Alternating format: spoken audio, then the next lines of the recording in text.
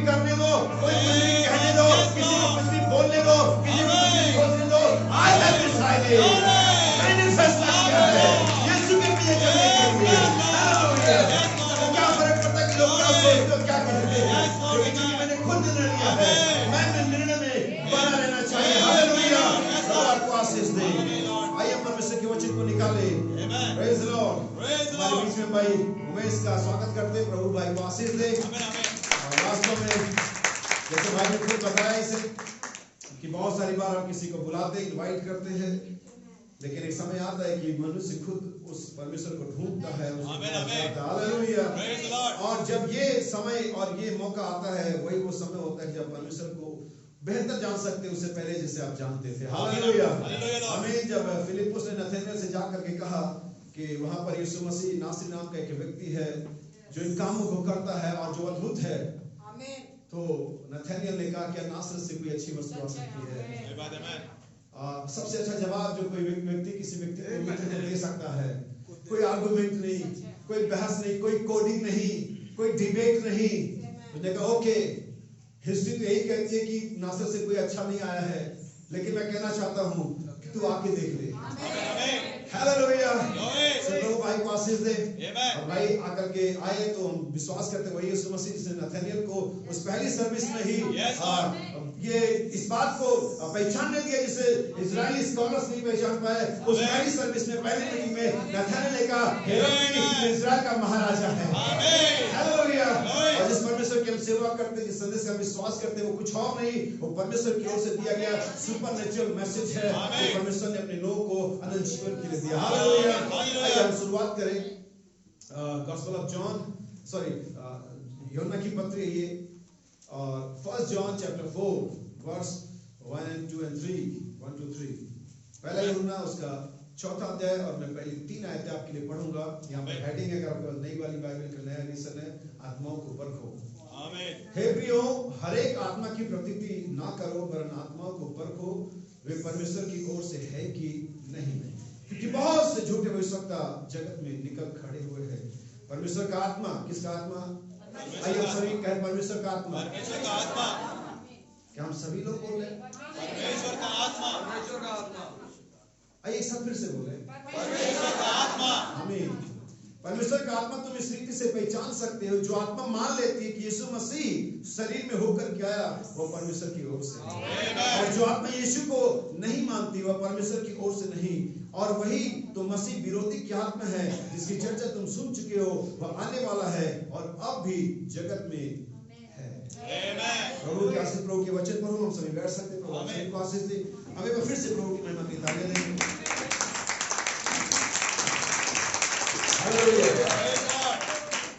यीशु मसीह के नाम में आप सभी को जय मसीह की। प्रभु आप सभी को आशीष दे। और वास्तव में जो लोग इसे बाद में YouTube पे देखेंगे, प्रभु उनसे भी बातचीत करेगा। और हम विश्वास करते हैं कि परमेश्वर आज इस सुबह में हम सभी से बातचीत करेगा। तो जैसा कि हमने इस शीर्षक को पढ़ा, आत्माओं को पर उसी के ऊपर हम बातचीत करेंगे। लेकिन इससे पहले मैं इस विषय पे बातचीत करूं, वचन को कोट करूं और तमाम चीजों को सिखाऊं। हम चाहेंगे कि हम सभी एक अवस्था में आ जाए, एक डायमेंशन में आ जाए, एक सुरताल में आ जाए, एक हार्मनी में आ जाए। और ये तब तक नहीं हो सकता जब तक कि आप परमेश्वर के वचन की ओर ध्यान ना दें। जब तक कि आप ये सोचना बंद कर दें कि आज कौन चर्च आया और कौन चर्च नहीं है, आज फिर वो भाई नहीं है, आज वो फिर बहन नहीं है, आज फिर ये भाई आ गया, आज फिर से हम मौसम ठंडा वगैरह इन चीजों को भुला देंगे थोड़ी देर। तभी आप परमेश्वर के वचन पर ध्यान दे पाएंगे और परमेश्वर का वचन आपके हृदय में जा पाएगा। हालेलुया। प्रभु का धन्यवाद सारी बातों के लिए, आज की सुबह के लिए, आज के अच्छे मौसम के लिए और तमाम उन बातों के लिए जो प्रभु ने हमें इस दिन में दिया। हालेलुया। और इससे पहले कि मैं आगे बढ़ूं, मैं फिर से वहीं पर आना चाहूंगा ताकि आपको तैयार करूं, उस जमीन को मुलायम करा जाए, भुरभुरा किया जाए, ताकि बीज गहराई तक जा सके। हालेलुया। सब विश्वास करते हैं हमारे यीशु मसीह के पुनरुत्थान के पर्व में आए हैं, ताकि उसकी आराधना करें, ताकि उसके वचनों को सुने और उसको वो रिस्पांस दे जिसके लिए हमें परमेश्वर ने बुलाया है। क्योंकि कई बार हमारा रिस्पांस वैसा नहीं होता जैसा कि हमें देना चाहिए। याद रखिए, बाइबल के अंदर में एक शब्द है अधर्म, जिसको हम कई बार विचार के साथ जोड़ देते हैं, लेकिन दोनों शब्द अलग अलग है, इंग्लिश में भी और हिंदी में भी। विचार अलग शब्द है और अधर्म दूसरा शब्द है। कई बार हो सकता है कि हम सभी जहाँ बैठे हैं, बहुत सारे मसीही, बहुत सारे क्रिश्चियन किसी भी संस्था के हो, किसी भी कम्युनिटी के हो, तो कई बार वो सारे मसीह में विचार के दोषी ना हो, लेकिन ऑलमोस्ट टाइम ये हो सकता है कि वो अधर्म की दोषी हो, क्योंकि व्यभिचार का मतलब तो शारीरिक व्यभिचार से होता है, लेकिन अधर्म का मतलब है ऐसा काम जिन्हें आप जानते थे कि करना चाहिए और आपने नहीं किया, ऐसा काम जिसे आपको चाहिए था कि करना था और आपने नहीं किया, और ऐसा काम जिसे आपको नहीं करना चाहिए था आपने उसे किया। यानी कि जानबूझ करके कुछ गलत या ऐसा किया जाना, वो किस श्रेणी में आता है, किस कैटेगरी में आता है?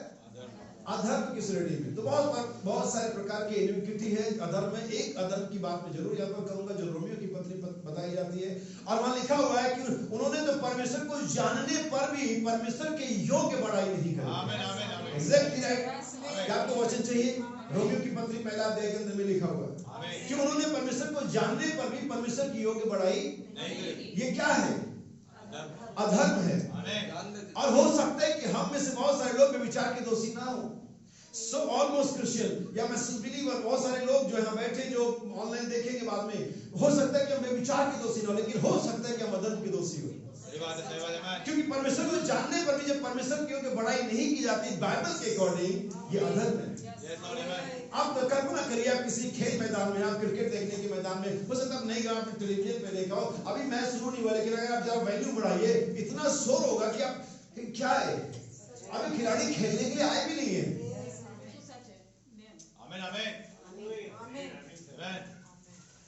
ओके, क्या आप समझे? अगर आप समझे होते तो उसके रिएक्ट करते, लेकिन आपने अभी तक समझा ही नहीं।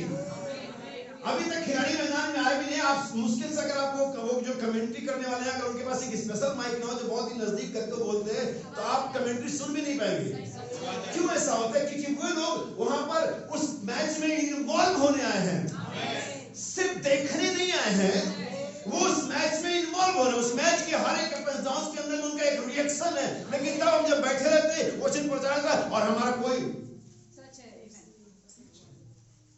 they are not involved in message, वो मैसेज के अंदर में लिप्त ही नहीं है। वे तो किसी और ही डायमेंशन में बैठे, उनका अपना ही चल रहा होता है। लेकिन आप अभी भी इसके बाद भी लोग अच्छा बढ़िया बता रहे हैं। आप वही अधर्म के दोषी हैं जो रोमियो की पत्री के अध्याय में लिखा हुआ है। क्योंकि परमेश्वर को जानने पर भी परमेश्वर की बड़ाई नहीं करी। याद रखिए मेरे भाई, जो उपकार परमेश्वर ने हम पर आप पर किए हैं, जिस बड़े अनुग्रह से हमें और आपको बचाया गया, जिस यीशु मसीह को मैं और आप जानते हैं, जिस प्रकार से हम वर्शिप कर रहे हैं, ये बिल्कुल सही नहीं है, ये इनफ नहीं है, ये उतना नहीं जितना कि हमें करना चाहिए। हमारा देश का सबसे बड़े बुद्धिमान व्यक्ति को जो सब धर्म सम्मेलन में सबसे बढ़िया वक्ता का है, जिसके एक सेंटेंस पर 3 घंटे तक तालियां बजी, उसका नाम था स्वामी विवेकानंद। और उसने कहा कि यीशु मसीह मेरे जीवन में मेरे दिनों में होता तो मैं अपने आंसू से नहीं अपने लहू से उसके पैरों को धोता। हालेलुया। क्या आप उसी यीशु मसीह की सेवा कर रहे हैं सुबह में? क्या आप उसी मसीह को आगे दे रहे हैं? हालेलुया। क्योंकि मैं विवेकानंद से एक स्टेप और आगे जाना चाहता हूँ। मैं ये नहीं कह सकता कि वो हमारे दिनों में होता, क्योंकि मैं जानता हूँ हमारे दिनों में है, हमारे बीच में, हमारे जीवन में, वो हमारे मध्य में है। जहाँ 2 या 3 जमा होते मैं वहाँ होऊंगा, यहाँ है। वो स्कॉलर था इसलिए वो जानने पे कि यीशु है, लेकिन हम विश्वासी हम जानते हैं यीशु, क्योंकि विश्वास यीशु मसीह को खींचता है। विश्वास यीशु मसीह को इतिहास से निकालकर प्रेजेंट में लेकर के आता है। विश्वास यीशु मसीह को लिखित वचनों से निकाल करके जीवित वचनों में लेकर के आता है। हालेलुया। सो अगर आप परमेश्वर को जान गए, यीशु मसीह को जान गए, तो आराधना कहाँ है?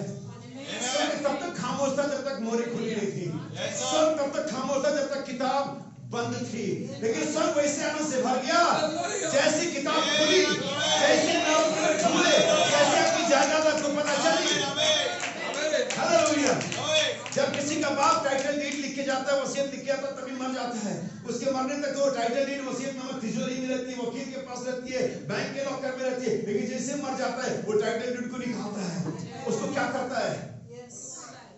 कई बार और सारे डॉक्यूमेंट्स किधर है, वो सारे LIC के पेपर किधर है, वो सारे NFC के पेपर किधर है, वो जमीनों की, वो बार-बार से पढ़ता है। कुछ भी भूलना नहीं है मुझे, हर एक चीज जो इसमें है वो मुझे चाहिए। और ये आपकी टाइटल डीड है, ये वसीयतनामा है, और बहुत सारे क्रिश्चियन इसे पढ़ते ही नहीं है और कहते हैं परमेश्वर की संपत्ति मेरी है। तुमको पहले पता भी है कि संपत्ति क्या है? क्योंकि तुम तो कभी टाइटन डील को पढ़ते ही नहीं। 7 सील की किताब अभी 3 हमारे पास थी, अभी भी 2 यहाँ सड़ रही है। 3 थी, अभी 1 चली गई है, 2 अभी भी सड़ रही है। यहाँ बैठे बहुत सारे ऐसे लोग हैं कि घर में 7 सील किताब नहीं होगी, 2 यहाँ सड़ रही है। हालेलुया। क्यों? टाइटन डील कौन पढ़े? हमें क्या मतलब है? आप जान लो कि आप अपना टाइम और अपना पैसा बर्बाद कर रहे हो। इससे फायदा मुझे तो है, आपको नहीं है। इसके बावजूद मैं बता रहा हूं आपको। हालेलुया। याद रखिए, वो वसीयतनामा को पढ़ना ही है। और जब आप मैच देखने वालों को देखते कि वो इन्वॉल्व रहते, चाहे टीम हारे और चाहे जीते। हालेलुया। वो शोर शराबा वहां हर समय चलता रहता है। क्यों? क्योंकि उसमें इन्वॉल्व होने के लिए गए हैं। तब वे लोग जो मसीह के देह के सदस्य कहलाते, मसीही कहलाते, परमेश्वर के भवन में आते। क्या करने आप आए? सुबह आप घर से निकले, अगर एक आपसे कॉमन सवाल पूछो, आप क्या करने यहाँ पर आए?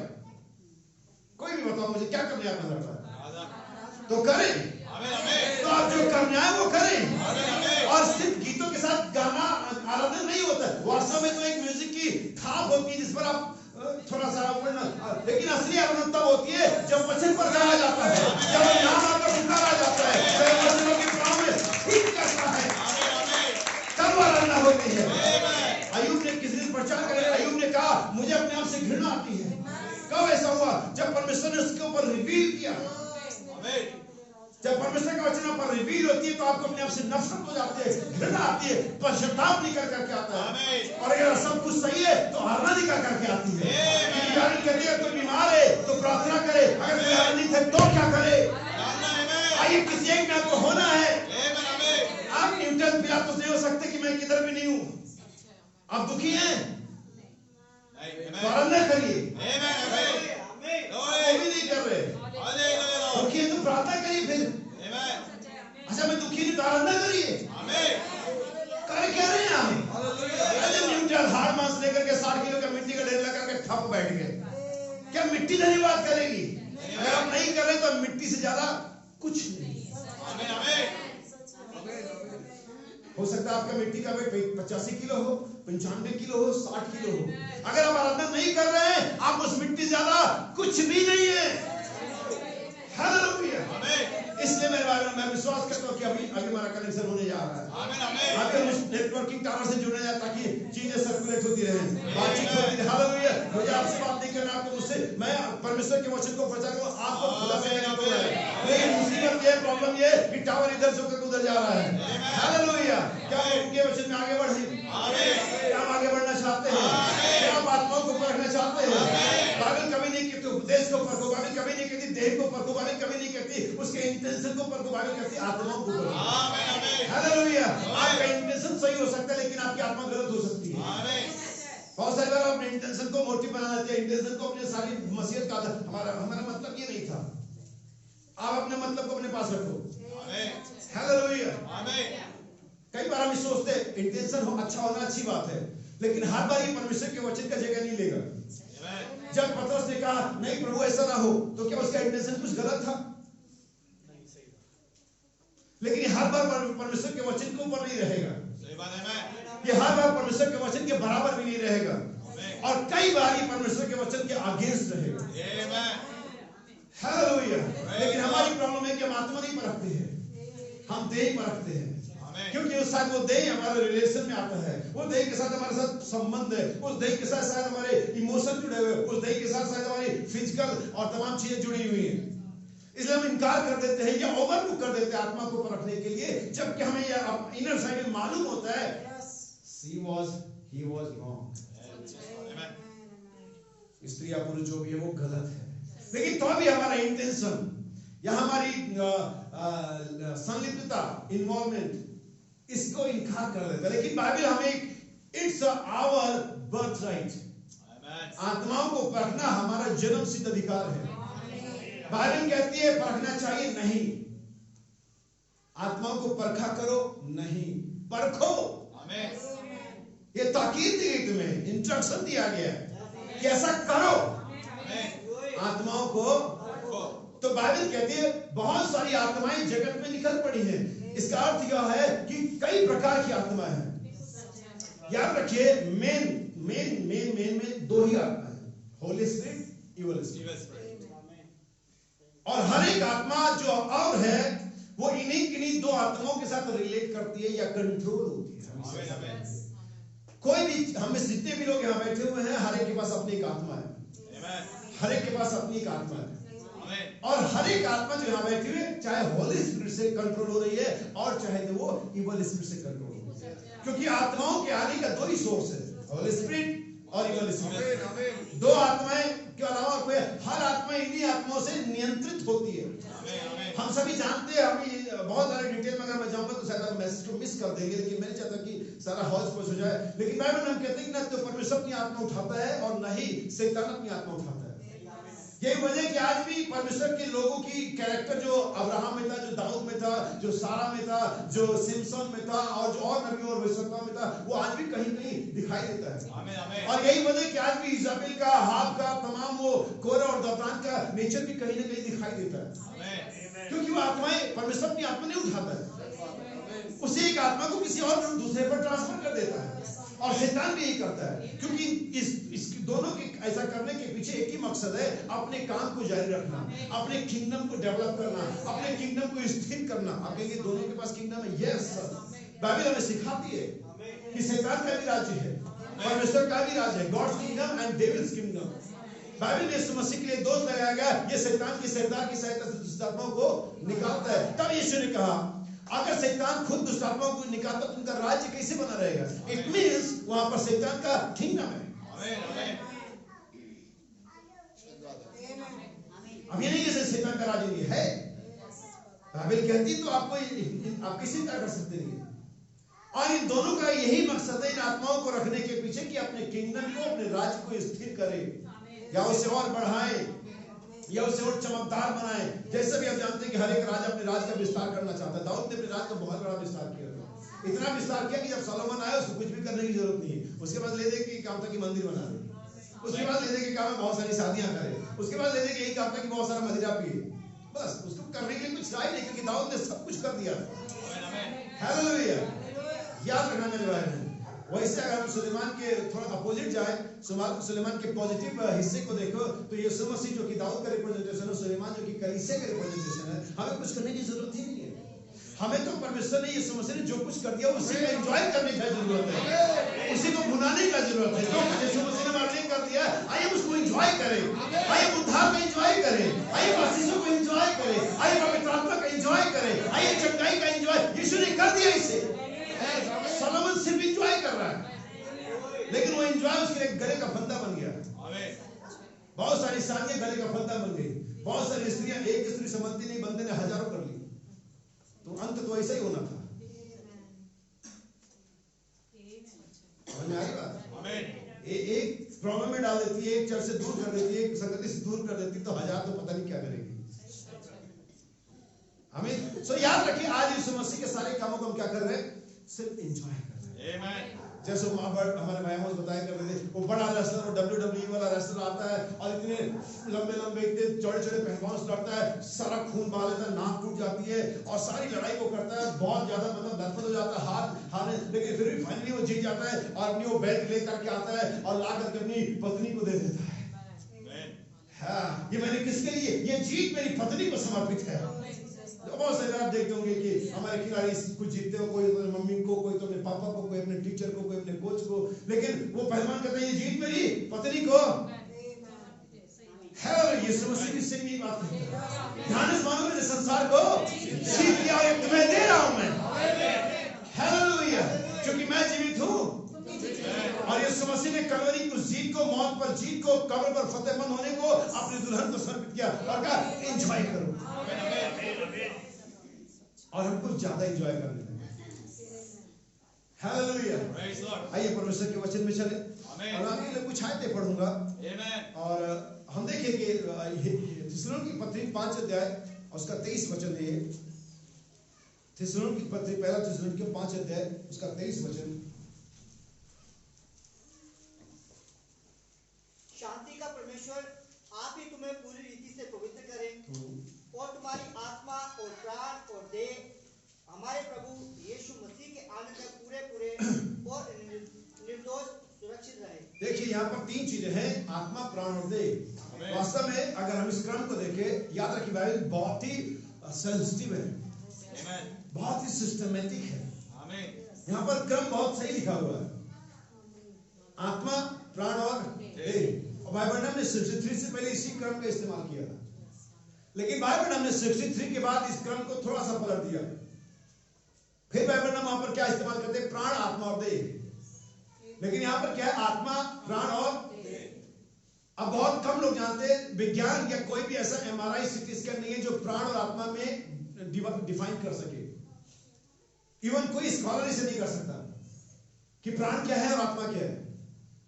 सो मेनी टाइम हम बहुत कंफ्यूज रहते हैं कि आत्मा, प्राण क्या अलग अलग चीज है। बहुत सारे लोग कहते हैं कि चीज है। अगर आप हिब्रू लैंग्वेज के अंदर बाइबल पढ़ते हैं और सही तर्जुमे पढ़ते हैं तो हिब्रू बाइबल के अंदर में, यानी उनके लैंग्वेज में तीन चीजें नहीं, उनके लैंग्वेज में दो ही चीजें, प्राण, आत्मा और देह। लेकिन यहाँ बाइबल के अंदर साफ साफ देखते हैं, क्योंकि हम बाइबल लैंग्वेज में नहीं जाते, हम परमेश्वर के पैटर्न पे जाएंगे।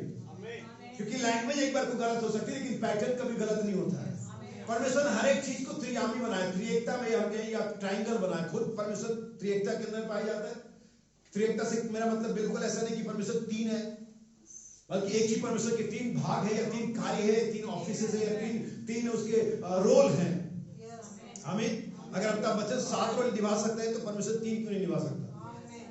तो और हमारी देह भी आत्मा, प्राण, देह के अंदर में है, हम इन चीजों को जानते हैं। सो यहाँ पर ऑर्डर क्या है, आत्मा, प्राण और।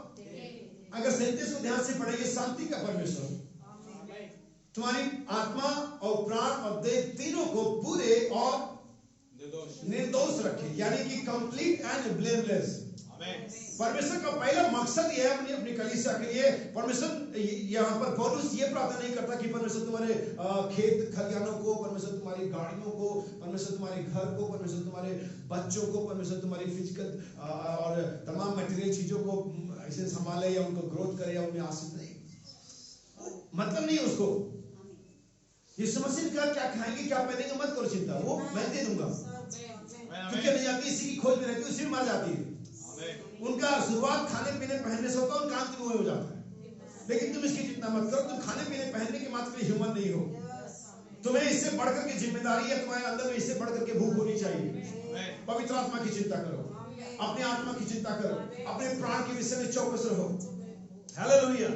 सो यहाँ पर पौलुस कहते हैं मेरी प्रार्थना की शांति का परमेश्वर तुम्हारे आत्मा, प्राण और देह तीनों को क्या करे, सुरक्षित और निर्दोष रखे। तो आइए हम समझे, क्योंकि हम किसकी प्रचार करें, आत्माओं को परखने के बारे में। यही मेरा स्पीच है, आत्माओं को, क्योंकि बहुत सारी आत्माएं जगत में निकल चुकी हैं और मसीह विरोधी की आत्मा अभी भी काम करता है। अब मसीह विरोधी क्या है, बाइबल कहती है जो आत्मा मान लेती है कि यीशु मसीह शरीर में होकर क्या है, परमेश्वर नहीं, वचन नहीं। वचन भी कहने से, क्योंकि वचन यूहन्ना 1:14 में हो गया, वचन देहधारी हो गया, वचन शरीर में आ गया। लेकिन अभी बाइबल यूहन्ना की पत्री पहला यूहन्ना 3 अध्याय 4-3 वचन में कहती है यीशु मसीह देह में होकर क्या है।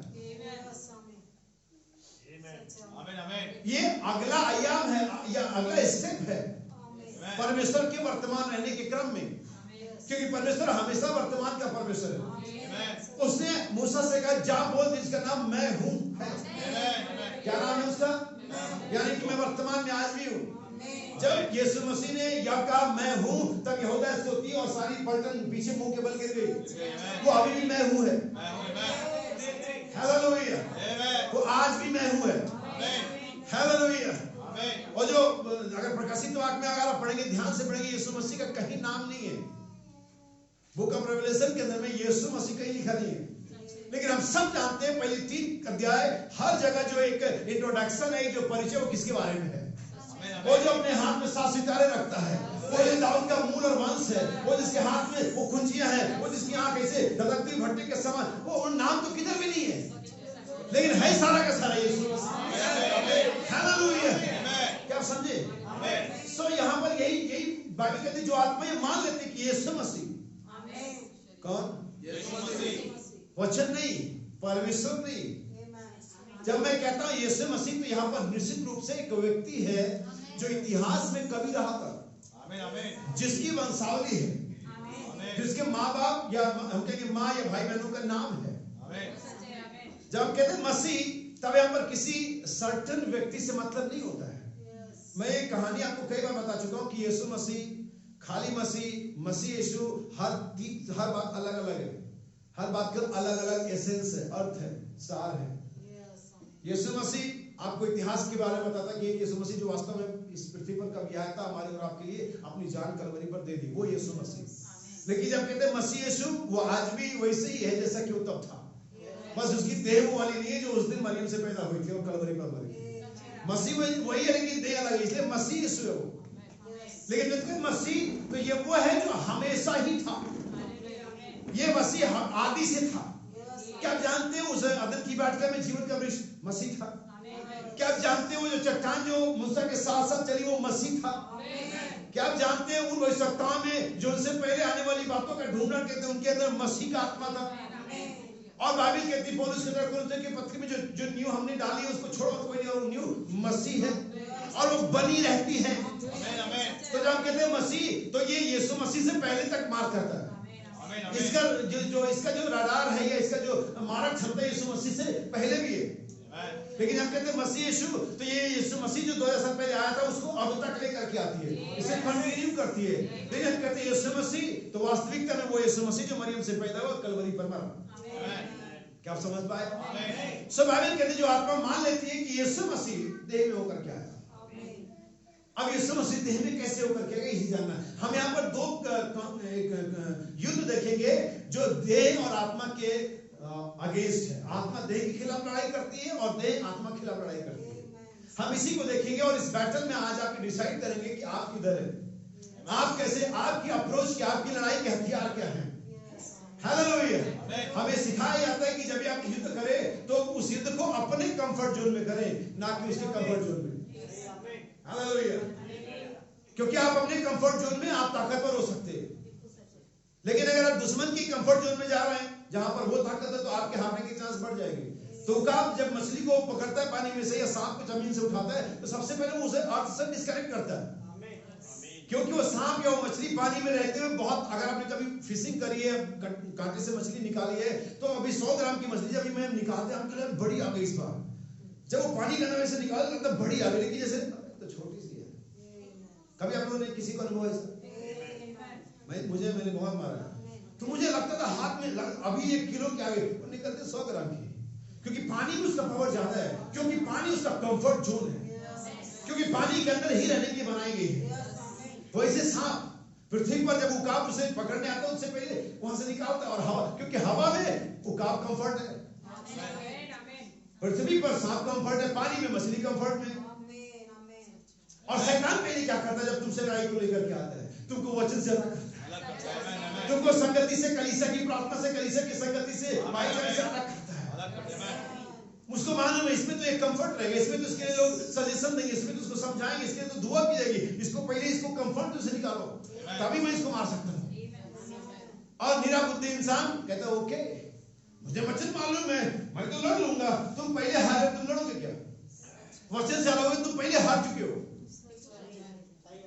और तुम्हें तुम्हारा माइंड कहता तुम जीते हुए, तुम्हारा माइंड कहता तुम लड़ाई लड़ रहे हो। पहली बार नबी कहता पता चली गई, अच्छा हो भी गया। क्या आप समझ पा रहे? तो ये जो आत्मा मान लेती कि यीशु मसीह देह में होकर क्या हो परमेश्वर की ओर से, जो आत्मा मान लेती है कि यीशु मसीह आज भी अपने उस कलीसिया के अंदर में चल और फिर रहा है जिसको उसने लहू से मोल लिया है। अच्छा मुझे बताओ, अगर उसको चलना फिरना नहीं था तो लहू गाय को बहा दिया?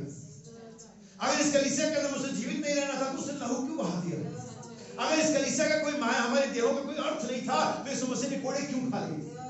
इसका मतलब है कि हमारे देहों का कोई अर्थ है, इसका वैल्यू है, परमेश्वर की निगाह में इसका मूल्य है। पौलुस रोमियो 12 में कहता है, हे भाइयों मैं तुमसे परमेश्वर की देश में दिला करके विनती, अपने शरीरों को, अपने देहों को, अपनी बॉडीज को परमेश्वर को पवित्र, जीवता और भावता बलिदान करके चढ़ाओ, यही तुम्हारी रीजनेबल सर्विस है। परमेश्वर ध्यान नहीं देते, लेकिन यीशु मसीह का धन्यवाद, आज मेरे पास समय कम, ध्यान दे। हालेलुया। तो ये एक मुकाबला है आत्मा और देह के अगेंस्ट, देह के अगेंस्ट है और देह आत्मा के अगेंस्ट है।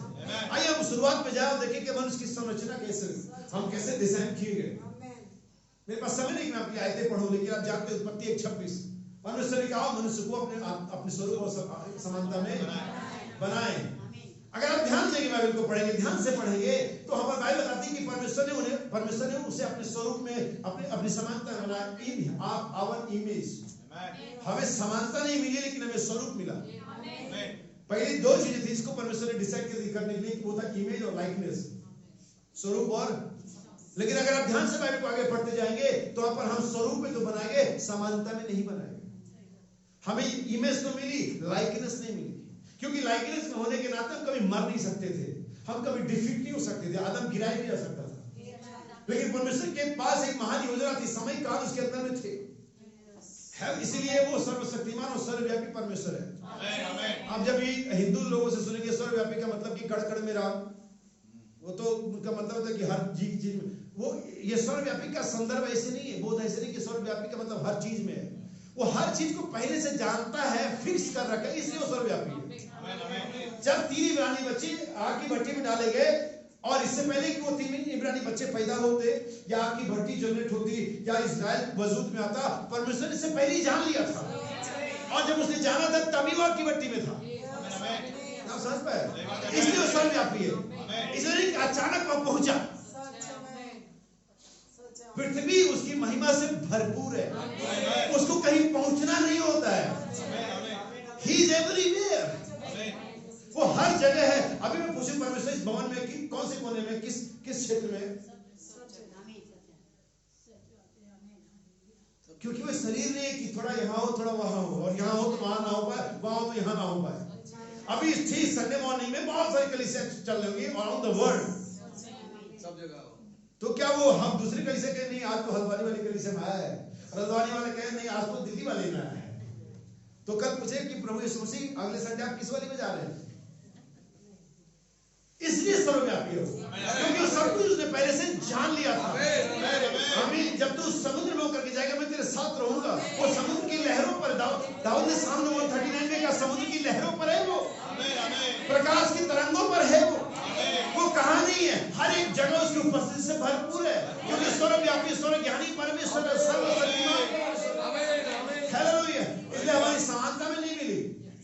ध्यान दीजिए, जब उसने आदम को बनाया उन्हें आशीष दी, उन्हें आशीष किस फॉर्म में मिली? वो किस फॉर्म में पृथ्वी पर अधिकारी थे?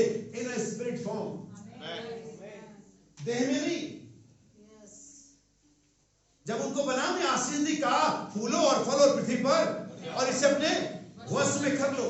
ये कौन सा फॉर्म था, कौन सा रूप था? जब वो आत्मा बनाए गए थे। और यहीं पर आप आत्मा में जहां जब यही जहां पर आपको बनाना चाहता हूं, यहीं पर आप अधिकारी है, शरीर में नहीं। क्योंकि मृत्यु आने के बाद, पाप आने के बाद हमारी शरीर, हमारी देह किसी और के अथॉरिटी में चली गई है, किसी और के अधिकार में चली गई है। और वो अधिकार किसके पास है? शैतान के पास है। काश कि आप इन चीजों को समझे। परमेश्वर हमें एक सही मार्गदर्शन, एक सही क्रम दे। और ये शरीर हमारी कहां चले गया? शैतान के अधिकार में चला गया। ये मृत्यु का विषय बन गया।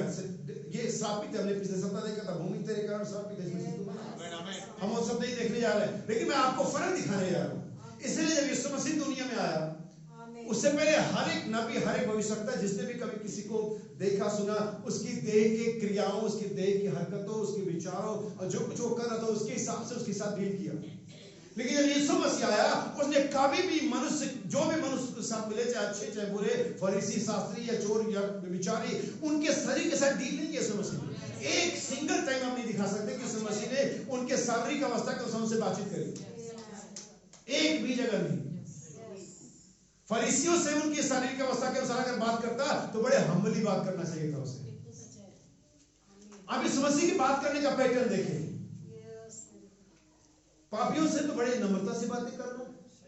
जा बेटी तेरे पाप, कहता है बेचारी जिसका वीडियो क्लिप के साथ आई हुई, किसी ने मारा नहीं, किसी ने नहीं दिया, नहीं तुम्हें भी नहीं दे रहा बेटी, जा तेरे पाप। शहर की सबसे बड़ी वेश्या में कह रहा तेरे पाप। मैं सुनने वाले से कह रहा मेरे पीछे आ जा, छोटे सब बेकार की बात। मतलब उन बेचारियों से, पापियों से, नॉर्मल लोगों से बड़े प्यार से, बड़े हम्बली बात कर रहा है। जानते हैं ये बिचारी है, जानते हैं चोरी है, जानते हैं ये पतरस ऐसी है, जानते हैं ये मत्ती ऐसी है, जानता हूं जकरिया ऐसी है, फिर भी बड़े नम्रता से बात कर। लेकिन जरा scholar, Bible reader, PhD holder, For his spirit so and so, Father Nicosta. Hallelujah. क्या कह रहा? तुम चुना पुत्री कब रहे हो? तो ऐसा अपोजिट क्यों कर रहा है यीशु मसीह? क्योंकि आत्मा से कनेक्ट कर रहा है, न कि शरीर से। और हमारी प्रॉब्लम ये है, हम हमेशा शरीर से कनेक्ट करते हैं, हम शरीर के साथ अप्रोच करते हैं। लेकिन मेरे भाई बहनों, आइए मैं आपके लिए बाइबल की आयत पढ़ूं। ओ परमेश्वर दया करे। हालेलुया, आमीन। पहला कुलस्सियों की पत्री, सॉरी मैं बताता हूं, मैंने इसे लिखा हुआ है। दूसरा कुरिन्थियों 5 उसका 16। हो सकता है ये ना हो, लेकिन फिर भी हम कोशिश करते हैं। दूसरा कुरिन्थियों 5 का 16। अब से हम किसी को हाँ शरीर के अनुसार ना समझेंगे। अब से हम, अब हो सकता है आज तक, आज क्या 6 फरवरी 2022, मैं आज ये बात कह सकता हूँ। और उसके लिए आपसे जो भी उसका समय रहा होगा, मुझे नहीं मालूम कौन से दिन तारीख है, क्या माहौल था कलीसिया में, मुझे नहीं मालूम, लेकिन आज मुझे मालूम है मेरे चर्च का। अब से फरवरी 6 2022, अब से कितने लोग तैयार हैं? आइए सुने, पढ़े। आज से हम किसी को शरीर के अनुसार ना समझेंगे, यद्यपि हमने मसीह को भी शरीर के अनुसार जाना था। हालांकि बात ऐसी कि हमने मसीह को भी शरीर के अनुसार जाना था, पर तो भी अब से नहीं जानेंगे। अच्छा या बुरा? यहाँ ये नहीं लिखा कि अच्छाई में, सिर्फ बुराई में भी। मैं भी हूं, मेरी वाइफ हो, मैं भी, मेरे बच्चे, मेरे रिलेटिव हो, अगर वो गलत आत्मा के साथ है, वो गलत ही है। और ऐसे ही अच्छा में भी है, और ऐसे ही बुरा में भी है। दोनों है, नेगेटिव पॉजिटिव दोनों रिलम में है। अब तक हमने लोगों को सही के अनुसार समझा, लेकिन अब नहीं समझेंगे। इसलिए मेरी बाइबल, अगर मैं इस बात को यूहन्ना की पत्री जोड़ दूं, तो मुझे नहीं लगता कि कोई गलत होगा। आत्माओं को परखो, शरीर को नहीं। आप देख पा रहे हैं ये बाइबल इतनी सिंपल है, इतनी सिंपल प्रचारक इसे कहता है। ये तो बहुत ही ज्यादा उलझी हुई किताब है, अगर पवित्र आत्मा से ना सुलझाए। है इतनी उलझी किताब है कि बेटी की किताब बाद में आती, बाप की किताब बाद में आती, बेटी की पहले आ जाती है। जैसे और आमोस की बात करो। अच्छा, ये 4 सुसमाचार लिखने की क्या जरूरत थी? यीशु मसीह की बायोग्राफी, यीशु मसीह का जीवन क्रम एक सुसमाचार में क्या हो नहीं जाता है? हो जाता है, कोई दिक्कत नहीं है। कोई नहीं पूछता कि आपने 4 बार क्यों नहीं लिखा। मैं जैसा बताता हूँ कि जो एक बार लिखा गया, वो अगर वही लिखा होता तो आप वही समझ रहे होते। कोई ऑब्जेक्शन नहीं करता था कि यीशु मसीह ने 4 बार क्यों नहीं लिखवाया। लेकिन एक ही सुसमाचार को, एक ही व्यक्ति की जीवन कथा को 4 बार, 4 जगह, 4 अलग लोगों द्वारा क्यों लिखी गई? किसी बात को जब बार बार कहते तब याद होती है। बाइबल में कई ऐसी बातें जो बार बार रिपीट की गई है, बार बार रिपीट गई है। और इसके अंदर मैं तुमसे कहता प्रभु में सुनो, मैं फिर कहता हूँ, ताकि तुम्हें ये दिमाग में बैठ जाए। बार बार लेसन पढ़ाया जाता है ताकि तुम्हारे दिमाग में बैठ जाए। मैंने 4 जगह यीशु मसीह के सुसमाचार प्रचार किए गए। इसलिए पौलुस यहाँ पहले 2 कुरिन्थियों 5:16 में कहता है, अब तक अगर हमने शरीर को सब जाना, अब नहीं जानेंगे। इसलिए मैंने आदम का दृष्टांत दिया, उसकी संरचना के पहले आत्मा बनाया गया, आत्मा मुझसे आशीष मिली। अगर आप बाइबल के नए नियम के स्कॉलर हैं, आप जानते हैं बाइबल कहते हैं हमारी प्रार्थना आत्मा में होनी चाहिए, हमारा प्रचार आत्मा में होना चाहिए, हमारी आराधना आत्मा में होनी चाहिए, हमें आत्मा में चलना चाहिए, हमें आत्मा में ही सारे काम करने चाहिए, क्योंकि हम आत्मा में बनाए गए थे। मैं ये मेरी देह नहीं हूँ, मैं मेरी देह नहीं हूँ, ये मेरी आत्मा की देह है। और ये देह मुझे इसलिए मिली ताकि मेरे अंदर पाई जाए, मेरे आत्मा का कैरेक्टर प्रकट हो जाए। सो मेरी बॉडी मेरी आत्मा के कैरेक्टर का डिस्प्ले है, डेमोन्स्ट्रेशन है। आप मेरे साथ उठिएगा थोड़ी देर। बाइबल यूहन्ना 1:18 में कहती है, परमेश्वर को कभी किसी ने ओके देख भी नहीं सकती, क्योंकि परमेश्वर, यूहन्ना 4:24 के परमेश्वर। लेकिन आइए वापस फिर से 1:18 में, और बाइबल कहती है परमेश्वर को कभी किसी ने, लेकिन इकलौते पुत्र ने, पुत्र कौन था? देह। वो पुत्र देह में आया था, और उस देह में जब आया तभी परमेश्वर की आत्मा के सारे गुण प्रकट हुए। उस देह में आने से पहले कभी कोई नहीं जान सकता था कि परमेश्वर पापियों को माफ भी कर सकता था। उस दिन से पहले परमेश्वर के पास एक ही तमगा था, जज। एक ही उपाधि या एक ही क्या कहेंगे उसे, एक ही जज के रूप में जाना जाता था, बस वो न्याय करता है। बड़ा क्रोधी परमेश्वर है, बड़ा न्यायी परमेश्वर है। कब तक? जब तक यीशु मसीह नहीं आया था, जब तक उस परमेश्वर की आत्मा को एक देह नहीं मिली थी। परमेश्वर के पास एक ही तमगा था, एक ही टाइटल था, जज। लेकिन एक दिन जब यीशु मसीह पृथ्वी पर आया, एक दिन देह को धारण किया, उस आत्मा से भर गया, उसने विचार से तेरे पाप, नाउ इज अ सेवियर, अब वो उद्धारकर्ता बन गया। उसकी देह ने उसकी आत्मा को प्रकट किया कि वो सिर्फ जज ही नहीं है, वो उद्धारकर्ता भी है, वो प्रेमी भी है, वो चंगाई देने वाला भी है, वो पाप माफ करने वाला। उस देह ने प्रकट किया और उसका क्या कुछ है। परमेश्वर को कभी किसी ने नहीं देखा, लेकिन इकलौते पुत्र ने जब देह में उसे प्रकट किया। और आज आपको एक साइंटिफिक, एक रीजन से भरपूर बात बताता हूँ। आप में से और मैं या कोई भी, जो लोग भी पृथ्वी पर कभी हुए, आज है, कल होंगे, उन्होंने भी कभी अपने आप को नहीं देखा। आपने नहीं देखा शीशे में, आपने शीशे में देखा। इन आंखों से कभी अपने आप को देख के बताना मुझे। अभी कोशिश करो जरा। कभी देख ही नहीं सकते, कभी किसी ने देखा ही नहीं। आप बताओ क्यों नहीं देखा? क्योंकि परमेश्वर ने अपने जैसा बनाया ना हमें। परमेश्वर को किसी ने देखा? उसने वैसे तुमको बना दिया। तुम चाह के भी अपने आप को कभी देख नहीं सकते, दूसरे ही बताएंगे तुम कैसे हो। वो शीशे में रिफ्लेक्शन नहीं बताएगा, पानी के सामने खड़ो, वो पानी में रिफ्लेक्शन तुम नहीं हो, वो रिफ्लेक्शन है। हालेलुया। परमेश्वर को कभी किसी, यीशु मसीह परमेश्वर का रिफ्लेक्शन है, और आज कलीसिया यीशु मसीह का रिफ्लेक्शन है। हालेलुया। परमेश्वर को कभी अपने आप को कभी देखा ही नहीं, अभी आज तक कभी देख भी नहीं पाओगे। कभी कोशिश ही मत कर ले कि आंखें निकाल कर बाहर को फिर मैं देखूंगा,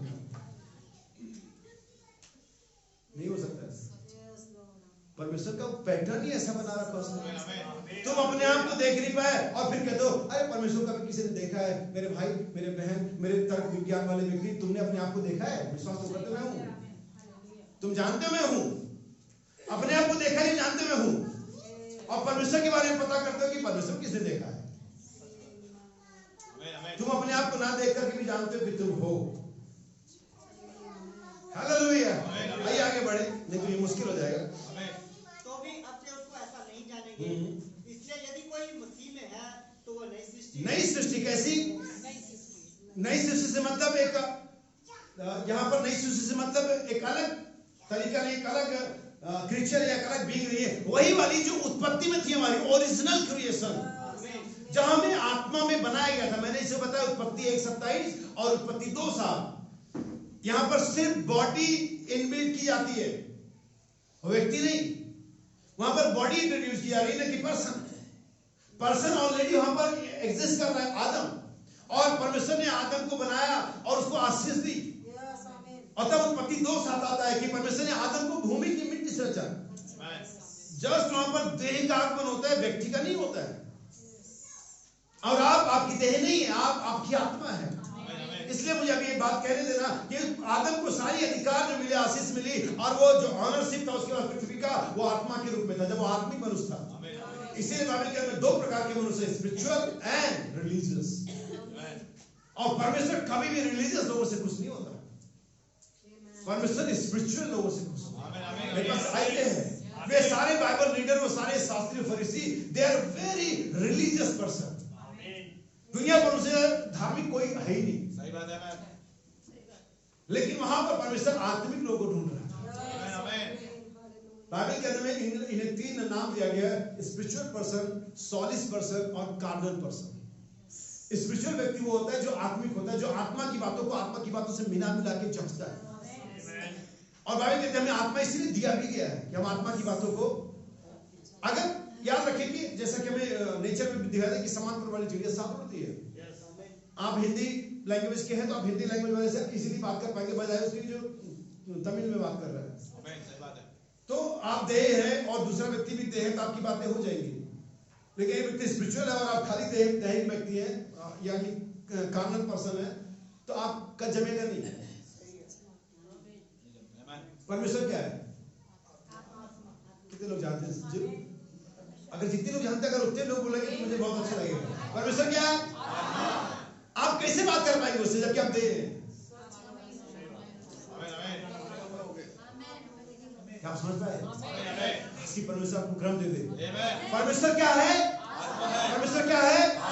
और अगर हम आत्मा में नहीं है, अगर हम स्पिरिचुअल नहीं है, तो हम कैसे परमेश्वर की बातें समझ पाएंगे? यही वजह कि 99% क्रिश्चियन परमेश्वर की बातें समझ नहीं पाते, क्योंकि परमेश्वर आत्मा है और ये देह है, ये सॉलिड पर्सन है, ये कार्नल पर्सन है, ये स्पिरिचुअल व्यक्ति नहीं है। यीशु मसीह ने मत्ती 26 में नहीं कहा आत्मा तो तैयार है लेकिन देह। अब मुझे आपको एक आयत देने दो, जैसा कि हमने दूसरा कृत्य 5:16 पढ़ा, अब तक हमने किसी को सही समझा, लेकिन आप नहीं समझेंगे। हम आत्माओं को परखेंगे, हम देखेंगे उसके अंदर स्पिरिट कैसी है, उसका इंटेंशन क्या है, उसका मेरे साथ रिलेशन क्या है, वो चर्च के लिए कितना लाभदायक है। I don't care. हालेलुया। आइए पहले दूसरा कुरिन्थियों 5:16 को पहला तीमुथियुस 3:16 से मिलाएं, और आपको जान करके आश्चर्य होगा कि यीशु मसीह जब इस दुनिया में आया, हम सभी जानते हैं कि व्यवस्था मूसा की तरह पहुंची थी, लेकिन अनुग्रह और सच्चाई किसकी तरह पहुंची थी? यीशु मसीह की तरह पहुंची थी। व्यवस्था अगर हमें मसीह तक ले जाती तो यीशु मसीह को आना नहीं होता। ये व्यवस्था, ये उस आत्मिक बातों का एक्सटर्नल एक्सरसाइज था। अगर मैं आपसे कहूँ शपथ, अगर मैं आपसे कहूँ खतना, अगर मैं आपसे कहूँ बलिदान, ये सारे एक्सटर्नल बाहरी अभ्यास थे, जो शारीरिक अभ्यास थे। लेकिन यीशु मसीह ने आकर के हमें इंटरनल एक्सरसाइज दिया। यही चीजें फर्क है। क्यों यीशु मसीह ऐसा कर? क्योंकि वास्तव में हमारी पहली रचना ही ऐसी हुई थी। अब जैसे भाई डंप यहाँ पर प्रभु आपको आशीष दे, मेरी बात को समझ लेना। जैसे भाई 7 डेज एडवेंटिस्ट से बैकग्राउंड है, और मेरी बात होती रहती बहुत सारे लोगों से, तो मैं उनसे पूछता हूँ अमेरिका में रह रहा व्यक्ति और इंडिया में रह रहा व्यक्ति एक ही दिन में 7वां दिन कैसे मनाएगा? अगर वो एक ही दिन सैटरडे है तो दोनों के लिए वो दिन अलग हो जाएंगे। मैं सब इधर कभी मना लूंगा, वो बाद में शुरुआत करेगा। परमेश्वर ऐसा नहीं कर सकता। तो याद रखिए, एक डिबेट सुन रहा था, बहुत बड़ी डिबेट थी वो 7 डे एडवेंटिस्ट और जो प्रोटेस्टेंट चर्च का है। तो उस व्यक्ति ने एक अच्छा बड़ा पॉइंट दिया, लेकिन उस पॉइंट में जैसे भाई बहन कहते हैं कि आप बहन आपका तर्क मुर्गे की परछाई के द्वारा बने हुए सुरवे से ही पतला है, तो उसका तर्क भी इतना ही पतला था। उसने कहा देखो 10 आज्ञाओं में एक ही आज्ञा जो याद रखने के लिए बोला गया है, और वाक्य क्या है? शपथ का दिन। क्या रखने से? अच्छा तू बताओ, चोरी नहीं करना याद रखने के लिए क्यों नहीं बोला है? चोरी नहीं करना हर दिन के लिए ना, तो उसमें क्या रखना है? बस चोरी मत करना, कहीं मत करना, संडे मत करना, मंडे मत करना, सैटरडे मत करना, उसमें क्या रखना है? बस चोरी मत करना। लेकिन शब्द कभी आएगा, उसका काउंट करना पड़ेगा, दिन जोड़ना पड़ेगा। शब्द का मतलब उसको याद। तो इसमें कोई बहुत बड़ा उन 10 आज्ञाओं में 5वीं आज्ञा ये शब्द का दिन कोई बहुत बड़ी आज्ञा नहीं, उनको 9 से अलग किसी से याद रखा गया। याद रखने के लिए ऐसा नहीं है, इसलिए कि नंबर ऑफ काउंटिंग है, ये काउंटिंग का मैटर, इसलिए याद रखना। परमेश्वर का शब्द अलग था और आदम का शब्द अलग था। बाइबल कहती आप एक परमेश्वर का शब्द अलग, बाइबल कहती परमेश्वर की उंगली याद रखो, परमेश्वर का विश्राम बाकी है, तुम अपना कर लो, अभी उसका बाकी है। परमेश्वर के लिए 7वां दिन था, लेकिन आदम के लिए 7वां दिन दूसरा दिन था। राइट? क्या मैं सही हूं? आदम 6ठे दिन मनाएगा ना, तो जो शब्द परमेश्वर मना रहा था 7वां दिन, वो आदम के लिए कौन सा दिन था? तो क्या हम दूसरे दिन में शब्द मना सकते? शब्द कौन सा दिन आता है? 7वें दिन। और आदम तो अभी जुमा कल ही पैदा हुआ है। इसलिए आपका शब्द, मेरा शब्द, उसका शब्द, किसी का भी शब्द, अमेरिका में रहने वाले का शब्द कोई और होगा, मेरा कोई शब्द और होगा। इसलिए इसका मतलब सैटरडे नहीं, इसका नंबर काउंटिंग से 7वां दिन। वो किसी के लिए फ्राइडे हो सकता है, किसी के लिए संडे हो सकता है, किसी के लिए थर्सडे हो सकता है, किसी के लिए कुछ। आदम के लिए दूसरा दिन था जो परमेश्वर का 7वां था। ओके? लेकिन यहाँ इजराइल में स्थापित कर दिया। इसलिए बाइबल कहती पुराना नियम एक्सरसाइज, एक्सटर्नल एक्सरसाइज था। असली शब्द तो हमारे प्राण में पाया जाने वाला विश्राम है। जब यीशु मसीह प्रवेश कर लेते हैं, आपकी जो दौड़ होती है पूरी हो जाती है, आपका सर्च खत्म हो जाता है, आप इटर्नली रेस्ट में हैं।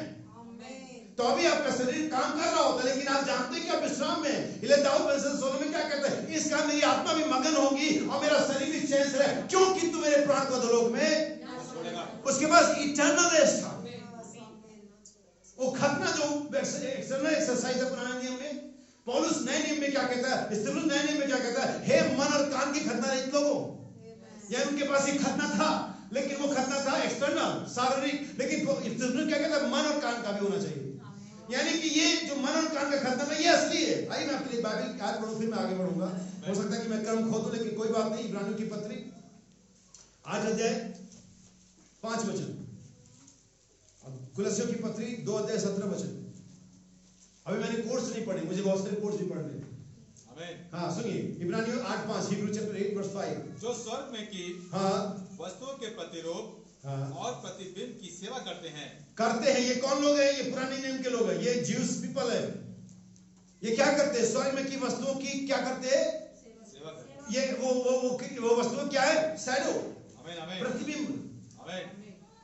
मैं जब मुश्किल मेरे ख्याल से 96 की बात है, मैं एक फोटोकॉपी की दुकान में काम करता था और हम फोटोकॉपी बनाया करते थे और मेरे बगल में एक जूस वाले की दुकान थी, उसके बहुत सारी रंगीन लाइट उसने लगा रखी थी। मैंने रात को एक काम किया कि 10 का नोट लिया, उन दिनों जूस मौसमी का गिलास 10 रुपये का आता था, तो मैंने एक 10 का नोट लिया, उसे दोनों तरफ फोटोकॉपी किया और उस कलरफुल लाइट में ले गया। मैंने कहा मुझे कलर करने की क्या जरूरत है, इसने खुद ही कलर लगा रखे बहुत सारे। मैंने कहा भाई ग्लास जूस। उसने अपना मेरा नोट लिया, एकदम ताज़ा ताज़ा गर्म पेपर होते और उसने उसकी रंगीन लाइट ने उस नोट को भी रंगीन बना दिया और उसने जूस दे दिया। मैं पी के आ गया। अगले दिन मुझसे कह लोग क्या तुमसे तुम्हारे किसी ने फोटोकॉपी कराई थी? मैंने क्या चीज? 10 करोड़ यार कोई फोटोकॉपी दे गया। अब है तो सब कुछ, इसमें साइन भी ओरिजिनल है, सब कुछ एग्जैक्ट है, लेकिन चलेगा नहीं, काम नहीं करेगा। और वही प्रतिबिंब यहाँ पौलुस कह रहा है कि वो लोग जो कर रहे थे प्रतिबिंब की सेवा कर रहे थे, रेस्ट और खतना और ये और दुनिया भर की बातें, जो कुछ भी था उनके पास सिर्फ प्रतिबिंब था। लेकिन मूल वस्तु किसकी है? असली खतना हमारे पास है, असली अन्न बलि हमारे पास है, असली मेल बलि हमारे पास है, असली रेस्ट हमारे पास है। आज का इजराइल रेस्ट में है, हर दिन उन पर तलवार टंगी रहती है, हर दिन मिसाइल टंगी रहती है, कभी भी कोई गोला मिसाइल इस फिलिस्तीन से, गाजा पट्टी से और किधर से भी आ जाएगा, कोई रेस्ट नहीं है। इंतजार करोगे, असली आने वाला है। तो वे क्या कर रहे थे? प्रतिबिंब की एक और रेफरेंस हर बात 2 या 3 गांव से, कुलस्सियों की पत्री 2:17। कुलस्सियों 2:17 ध्यान सुनिएगा। क्योंकि यह सब आने वाली वस्तु की क्या चीज? पीछे अगर आप उसकी 16 वचन पढ़ेंगे तो नया चांद और सबत और बड़ा दिन, ये सब वस्तुएं आने वाली वस्तुओं की क्या थी? छाया है। आने वाली कोई आ रहा है, और वो कौन आ रहा है? सुनिए, आने वाली वस्तु की छाया है। पर मूल वस्तुएं ओरिजिनल चीजें, original friend, original service, original tabernacle, original खतना, ओरिजिनल रेस्ट, हालेलुया, मसीह का है। यहाँ पर फिर से कहूंगा, मसीह नहीं, यीशु नहीं, मसीह। वो जो कभी हमेशा से एग्जिस्ट करता था, वो जो अदन के बगीचे में था, वो जो मूसा के साथ था, वो जो जलती झाड़ी में था, वो जो उन इब्रानी बच्चों के साथ था, वो जो शेरों की मांग में था, वो जो कलवरी पर था, वो जो स्तिफनुस के साथ था, वो जो पेंटेकोस्त के दिन था, वो जो वाइब्रेंडम के साथ था, वही मसीह। हालेलुया। काश परमेश्वर को समझ दे। मूल वस्तु किसकी है? मसीह की है। ये परमेश्वर ने वो पीछे ले जाना चाह रहा है। आइए पढ़े तीमुथियुस की पत्री, आपने रोका था, आपको इसको कंपैरिजन करना है दूसरा कोरिन्थियों 5:16 को दूसरा तीमुथियुस 3:16 से। ध्यान से सुनिएगा, यहाँ पर महत्वपूर्ण चीज है। इसलिए मैंने क्यों ये बातें करी, क्योंकि यीशु मसीह अगर देखें तो व्यवस्था के अनुसार उसका शरीर का पालन पोषण हुआ था। 8वें दिन उसका खतना हुआ, 30 साल का हुआ तभी सिनागोग में गया, क्योंकि वहां कस्टम ये था कि 30 साल से पहले आप लड़का जो नर होता था वो सिनागोग में नहीं जा सकता था, लेकिन 30 साल के बाद ही जा सकता। 30 साल होते ही बपतिस्मा लिया, सिनागोग में। ये सारे कस्टम उसने पूरा किया शरीर के अंदर में। लेकिन क्या बाइबल ये कभी बताती है कि इन बातों से कि वो शरीर में उन कस्टम को, इन नियमों को पूरा किया धर्मी ठहरा? नेवर। सुनिए आगे पढ़िए। संपूर्ण पवित्र शास्त्र परमेश्वर की प्रेरणा से रचा गया है। नहीं, ये दूसरा कुरिन्थियों और इसमें संदेह नहीं, और इसमें इस बात में आप भी अपने दिमाग में संदेह मत रखना, विदाउट कंट्रोवर्सी। इसमें कोई लाग लपेट नहीं है, इसमें कोई संदेह नहीं कि भक्ति का भेद गंभीर है। किसका भेद? इंग्लिश में लिखा गॉडली है, परमेश्वर, गॉड है। भक्ति नहीं कि आप कैसे चर्च आते हैं, कैसे दसवां देते हैं, कैसे। हमें भक्ति से ये सेंस होता है, क्योंकि हम जिस कल्चर में, समाज, जिस देश में रहते हैं, तो भक्ति का मतलब बहुत सवेरे उठना होता है, साफ कपड़े पहनने होते हैं, और बुजुर्गों का सेवा करना होता है, और गरीबों को, ये सब भक्ति ऐसा है। बाइबल ऐसे नहीं कह रही है भक्ति, यहाँ ये वाली भक्ति नहीं है। अगर इन बातों को आप कहना चाहें कि हम क्या कहेंगे, हम इसे धार्मिकता के काम कहेंगे, लेकिन मुसीबत ये कि हमारे धर्म के काम मैले और छिछड़े के समान है। तो शब्दों की परमेश्वर हमारी बॉडी के साथ अप्रोच करता ही नहीं है। अगर वो कहता आत्माओं के ऊपर को, तो अपना खुद कितना परखता होगा, खुद कितना परखता होगा। इतना परखता है कि एक जवान व्यक्ति घुटने टेक कर उसके आता है, सैल्यूट करता है, कहता है रब्बी अनंत जीवन का अधिकारी होते मैं क्या करूं। उसे लगता था कुछ करने से अनंत जीवन मिल रहा है। अगर ये अनंत जीवन कुछ करने से मिल रहा होता ना तो हम सभी घमंड कर रहे होते। हाँ हमने ये किया, हमें अनंत जीवन मिला, लेकिन तुम्हारे घमंड का विषय नहीं है, ये प्रार्थना और धन्यवाद का विषय है कि परमेश्वर ने इसे मुझे दिया है, ये परमेश्वर का वरदान है, ये पहले से चुन लेने के अनुसार है। तो उसने घुटने टेके, हे रब्बी अनंत जीवन के लिए मैं, उसने कहा आज्ञाओं को माना कर। उसने कहा कौन सी, क्या 10 के अलावा कुछ और भी है?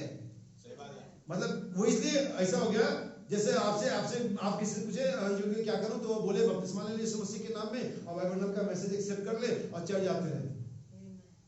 इतना तो मैं कब से करो 20-25 साल हो। उसने भी कहा कौन सी आज्ञा है? उन्होंने कहा यही कि हत्या नहीं करना, चोरी नहीं करना, अपने माता पिता का करना, अपने पड़ोसी से समान प्रेम रखना और वगैरह। उन्होंने कहा अच्छा प्रभु यही 10 सॉरी ये तो मैं बचपन से मानता हूँ। यानी वो व्यक्ति एक सॉलिड पर्सन था, स्पिरिचुअल सॉरी रिलीजियस पर्सन था और वचन के अंदर में लाइन बाय लाइन था, अप टू डेट था वचन में। यीशु मसीह मुड़ता है, उसके अंदर अब कांटेक्ट करता है उसके प्राण के साथ, आत्मा के साथ। और जब आत्मा के अंदर में झांक के देखा, उन्होंने कहा तुझ में एक बात की घटी है। इसका अर्थ यह है कि आप 99 पॉइंट सही हो सकते हो और एक बात आपको नरक पहुंचा देगी। एक बात आपको नरक पहुंचा देगी या एक बात आपको जीवन से मरहूम कर देगी। तो उसमें कितने बात की घटी थी? एक बात की।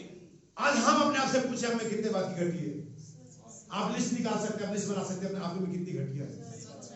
उसमें कितनी बात की थी? Just one. अरे छोड़ो भाई क्या होता रहता है, अरे कुछ नहीं होता रहता है। हमने वचन को अप्लाई नहीं किया अब तक, इसीलिए सब होता रहता है।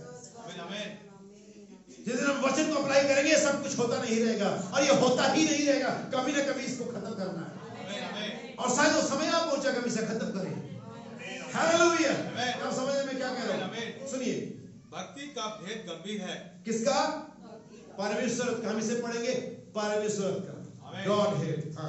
अर्थात वह जो शरीर में प्रकट हुआ। कौन शरीर में प्रकट हुआ? God was manifest in the flash. English तर्जुमा इस तरह से कहता है, गॉड वह नहीं, यहां पर मामला गोल कर देते ट्रांसलेट करने वाले। गॉड, वो गॉड जो स्पिरिट है, वो गॉड जो इनविजिबल है, वो गॉड जो ऑलमाइटी है, वो गॉड जो सब कुछ कर सकता है, वो गॉड एलोहिम गॉड, सर्वशक्तिमान परमेश्वर, यहोवा परमेश्वर, यहोवा जो शरीर में spirit become flesh, word become flesh. असली तर्जुमा क्या है? सही इसका पढ़ते वचन देदारी हुआ इनकारनेट। एक्चुअली इनकारनेट सही तर्जुमा है, टेबरनिकल, डेरा किया। सही हिंदी तर्जुमा इसका हमारे बीच में डेरा किया, टेबरनिकल हुआ। जैसे कि वो टेबरनिकल था जो मूसा के तंबू। अगर देखें तो हमारी देह परमेश्वर और मूसा का तंबू सेम पैटर्न है। उस मूसा के तंबू में कितने भाग है? 3 भाग है। हम सभी जानते हैं, पहला आउटर कोर्ट है, फिर होली प्लेस है, फिर मोस्ट होली प्लेस है। और होली प्लेस और मोस्ट होली प्लेस के बीच में एक थिक कर्टन है और वो कर्टन जानवरों के चमड़े से बनाया जाता है और वो कर्टन परमेश्वर की प्रेजेंस को दुनिया के लिए रोकता है और वही कर्टन महायाजक के लिए परमेश्वर की प्रेजेंस को ओपन करता है। और नबी कहते हैं वो थिक कर्टन, वो चमड़ा मेरी और आपकी देह है और हमारे आउटर कोर्ट बाहर तक किसी की पहुंच हो सकती है, लेकिन होली प्लेस में सभी नहीं जा सकते। होली प्लेस में सिर्फ प्रीस्ट और सारे जो याजक वही जाते हैं जो एक निश्चित घराने के होते हैं। लेकिन हम जानते हैं उस सैडो में एक प्रॉब्लम थी, पृथ्वी में एक प्रॉब्लम थी कि उस होली प्लेस में जाने के लिए आपको किसी निश्चित कुटुंब का होना चाहिए था, किसी निश्चित जाति का होना चाहिए था, किसी निश्चित ट्राइब का होना चाहिए था। लेकिन यीशु मसीह के पास जाने के ऐसा कुछ भी बाउंडेशन नहीं है। ऐसी कोई बाध्यता नहीं है कि आप किस घराने से है, किस जाति से, किस राज्य से, किस देश से, अनपढ़ है, गवाह, कोई हर एक जो चाहे आए। हालेलुया। सो याद रखिए परमेश्वर का भेद यहोवा शरीर में। इसीलिए अभी आपको समझना है कि आत्मा को परखना है, देह का रोल क्या हम अभी जानने वाले हैं। जो शरीर में प्रकट हुआ आत्मा में धर्मी ठहरा। कहां धर्मी ठहरा? यीशु मसीह का लालन पालन 30 साल तक कैसे हुआ था? व्यवस्था के अनुसार नहीं हुआ था, नहीं हुआ था, नहीं हुआ था? बताओ, हुआ था क्या? उसका खतना व्यवस्था के अनुसार था? क्या निर्माण में व्यवस्था घर के अनुसार रहा? क्या उसका बपतिस्मा व्यवस्था के अनुसार हुआ? क्या आराधना व्यवस्था के अनुसार किया? यस, बाइबल कहती है कस्टम। लेकिन बाइबल ये नहीं कहती कि अपने शरीर के काम में धर्मी ठहरा। बाइबल ये नहीं कहती कि शरीर में धर्मी ठहरा, लेकिन बाइबल ये कहती है वो आत्मा में धर्मी ठहरा, क्योंकि परमेश्वर की जो अप्रोच थी वो आपके स्पिरिट के साथ थी। अब आप कहेंगे भाई लोग फिर देह में कुछ भी करें, वेट, ऐसे कैसे कुछ भी करें? वो आत्मा तुम्हारी उस देह पर घमंड करनी चाहिए।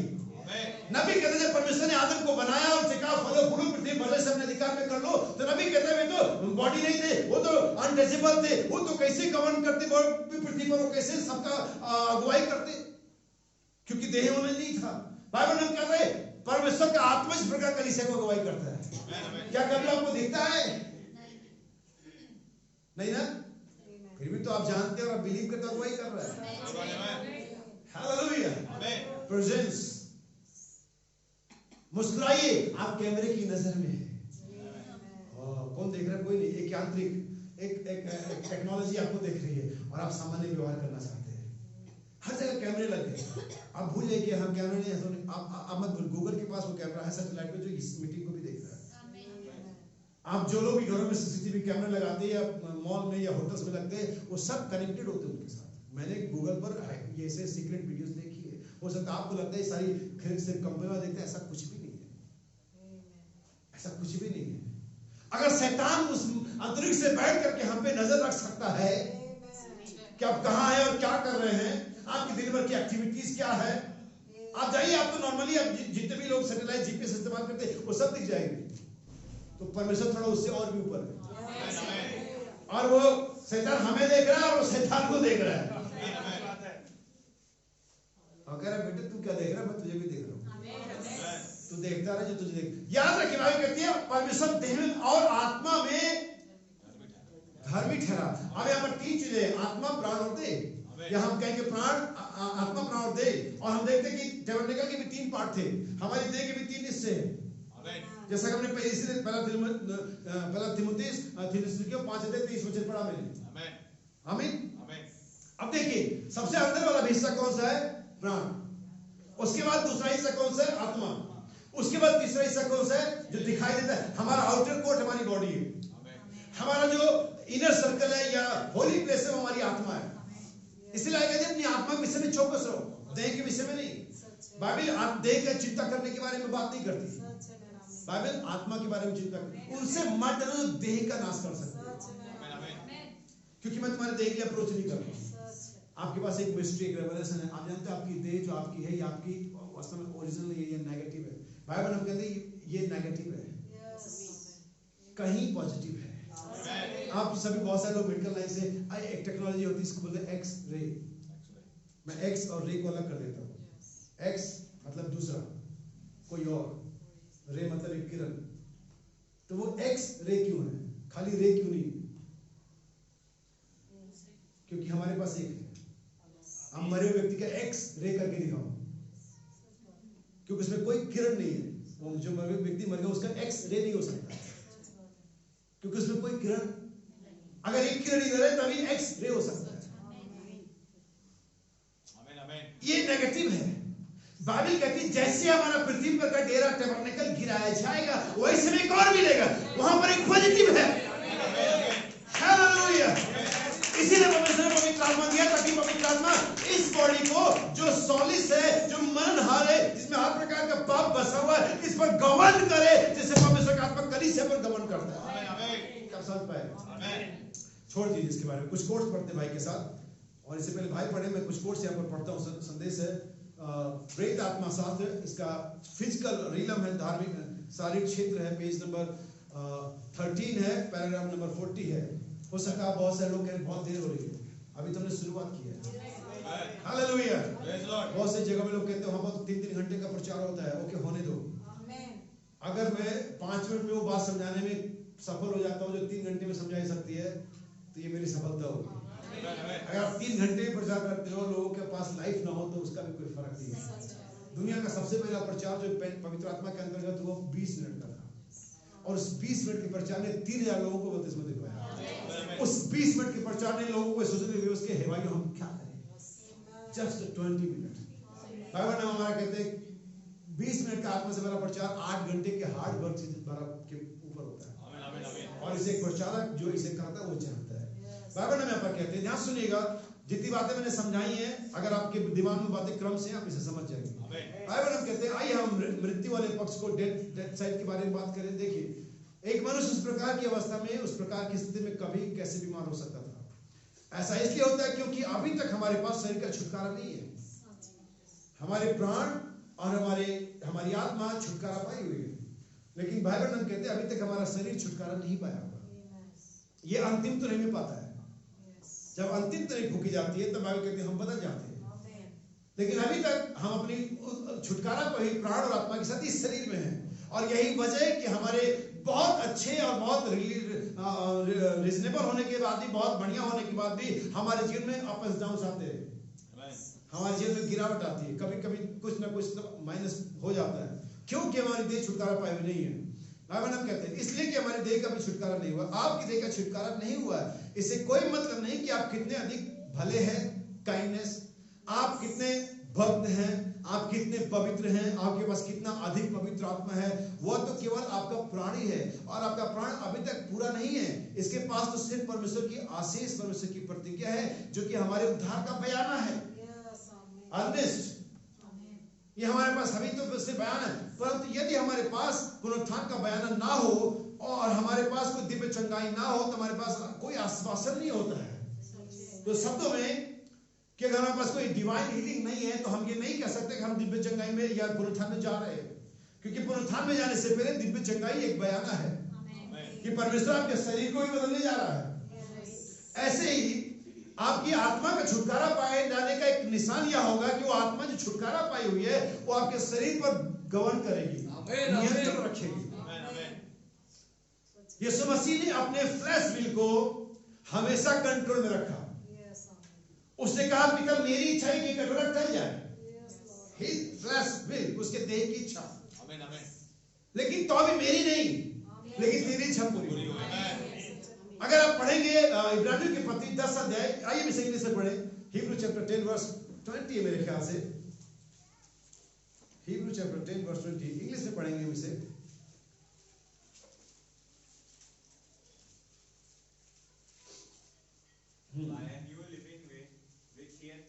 अब एक नया मार्ग हमें दिया गया है, सुनिए तेज आवाज में जरा पढ़ेंगे।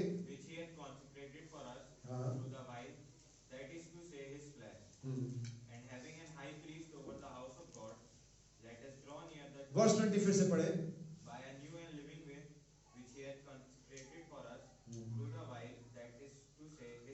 और ये पर्दा जो था उसका शरीर था, समझ में आ रहा आपके? उसने हमें एक नया मार्ग हमारे लिए इंट्रोड्यूस किया। अपने शरीर अर्थात उस पर्दे अर्थात अपने शरीर में होकर उसने क्या किया, उस नए मार्ग को क्या किया हमारे लिए। बाइबल कहती है वो अपने आप को नित्य परमेश्वर के हाथों में सौंपता था। नबी कहता है एज ए ह्यूमन उसके पास ह्यूमन राइट्स थे कि वो अपने शरीर को बदलाने से रोक सकता था, नहीं मुझे प्रभु मैं नहीं, प्रभु वो विवाह कर सकता था, वो नौकरी कर सकता था, वो क्यों जाकर के परेशानी से था, लेकिन बाइबल कहती है उसने हमारे लिए सब कुछ किया। इस बाइबल में कहते हैं अगर बस दिव्य चंगाई नहीं है तो आपके पास कोई पुनरुत्थान भी नहीं है, क्योंकि दिव्य चंगाई पुनरुत्थान का बयाना है। सुनिए दूसरे शब्दों में आगे हमारे पास कोई आश्वासन नहीं होगा या हमारे पास प्रमाणित करने की पुनरुत्थान है कुछ नहीं होता है, यानी कि दिव्य चंगाई इस बात का प्रमाण है कि हमारा पुनरुत्थान होने जा रहा है, और इस बात का प्रमाण कि हमारी आत्मा छुटकारा पाई हुई है यह है कि हमारा शरीर उस आत्मा के नियंत्रण में रहेगा। एग्जाम्पल के तौर पर समझाता हूँ क्योंकि मेरे पास बहुत ज्यादा ज्ञान नहीं है। जब इजरायली मिस्र से निकले थे, याद रखिए कि इजरायली मिस्र से निकलना ये काफी नहीं था, उन इजरायली मिस्र से निकलना भी जरूरी था। बहुत सारी बार हम संस्था और समाज तमाम चीजें छोड़ कर जाते हैं, लेकिन हम उसी माइंड सेट के साथ रहते हैं। तो इजरायली तो निकल गए, लेकिन अगर आप ध्यान दें तो हम पर 2 टाइप ऑफ ग्रुप्स था। हम उसे 2 तरह के झुंड को अलग से अलग करते और एक तरफ 2 व्यक्ति को रखते और एक तरफ शेष को रखते। 2 यहोशू और कालेब, शेष 20 लाख। क्या कंपैरिजन, इसीलिए बाइबल में इसी रेशियो पर संदेश प्रचार करते हैं 10 लाख में से 1। हमें आप समझ रहे हैं मेरी बात? सो बाइबल में कहते हैं हम पर 2 है और हम पर 20 तरह अलग है। आप ये मत सोचिए कि आपकी जो आप जिस प्रकार से सोच रहे हैं उस प्रकार से कोई नहीं सोचने वाला, इसकी बहुत कम चांस है, बहुत कम सपोर्ट है, माइनॉरिटी। डोंट वरी, आप है ना। मैं आपको एक और बताता हूँ, बहुत सारे आपने सुना एक व्यक्ति के लिए कलीसिया चंगाई नहीं पाती है, ओके। मैं इस बात का समर्थन करता हूँ, सही है, लेकिन आपको एक इसका अपोजिट दिखाता हूँ। जैसा कि मैंने बताया था कि अब्राहम की वजह से सारा बच गई, ओके, अब्राहम की वजह से कौन बच गई? लेकिन आप जानते हैं जिपोरा की वजह से मूसा बच गया। ये वाला कम प्रचार होता है। सारा की वजह से अब्राहम की वजह से सारा बच गई तो बहुत प्रचार होता है, लेकिन ये वाला कम बताते हैं कि जिपोरा की वजह से मूसा बच गया। अच्छा, एक व्यक्ति के लिए कलीसिया में चंगाई नहीं हुआ, रुक जाएगा, ओके, यस आई एग्री, लेकिन एक व्यक्ति के लिए देश बच भी जाता है। एक व्यक्ति के लिए देश बच भी जाता है। उस व्यक्ति का नाम लूत था, बल्कि नाम नहीं कहेंगे, परमेश्वर कहा मुझे एक भी मिलेगा। यानी आप एक व्यक्ति कलीसिया की आशीष का कारण भी हो सकता है और एक व्यक्ति कलीसिया के आशीष ना मिलने का कारण भी हो सकता है। आपको देखना कि आप कौन सा वाला हो। मेरा रोल इसमें आशीष का कारण होना है और श्राप का कारण होना है। मेरा रोल जय का कारण होना है या मेरा रोल डिफीट का। जिस यहोशू को अगर हम देखें उस आकान वंशी की वजह से उसे जो भी वो व्यक्ति था उसकी वजह से डिफीट खाना पड़ा। अगर हम पीछे जाए, अगर हम मूसा को देखें, जब मूसा के हाथ ऊपर होते थे वो इजराइल जीतता था। तो वहां पर कुछ लोग थे जो चाहते थे कि हम जीते, लेकिन इसके लिए मूसा कितनी देर तक हाथ खड़ा करेगा। तो अगर कुछ लोग आ गए, अगर मूसा के अंदर में ताकत खत्म हो जाती है, आइए हम इसके हाथों को पकड़े रहे, आइए हम सपोर्ट करें, आइए हम एग्री करें, आइए हम आमीन कहें, आइए हम इसके साथ समर्थन दें, आइए इसके साथ आगे बढ़े ताकि हम जीते। हर बार नेगेटिव मत देखिए, आधा गिलास पानी, आधा गिलास पानी, आधा गिलास पानी है, आधा गिलास पानी है। क्या आप समझे? आधा गिलास पानी, आधा गिलास पानी, आधा गिलास पानी, आधा गिलास पानी है। सेंस बदल दो, मामला खत्म हो जाएगा। आधा गिलास है, आधा गिलास में रोने को जाए, ये कहो प्रभु आपका धन्यवाद, आधा गिलास है।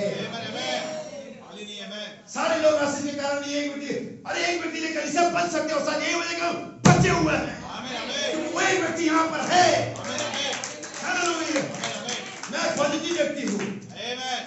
हालेलुया, जैसे भाई डंपी ने कहा, उन्होंने कभी गिव अप नहीं किया। मेरे लाइफ में भी 2-3 चैलेंज आए, 2-3 लोगों के लिए आए, अरे ये सुधरने वाला नहीं है, ये तो ऐसे। मैंने कहा ओके आने दो, क्योंकि अगर लाइफ में चैलेंज ना हो तो मजा ही नहीं लगता।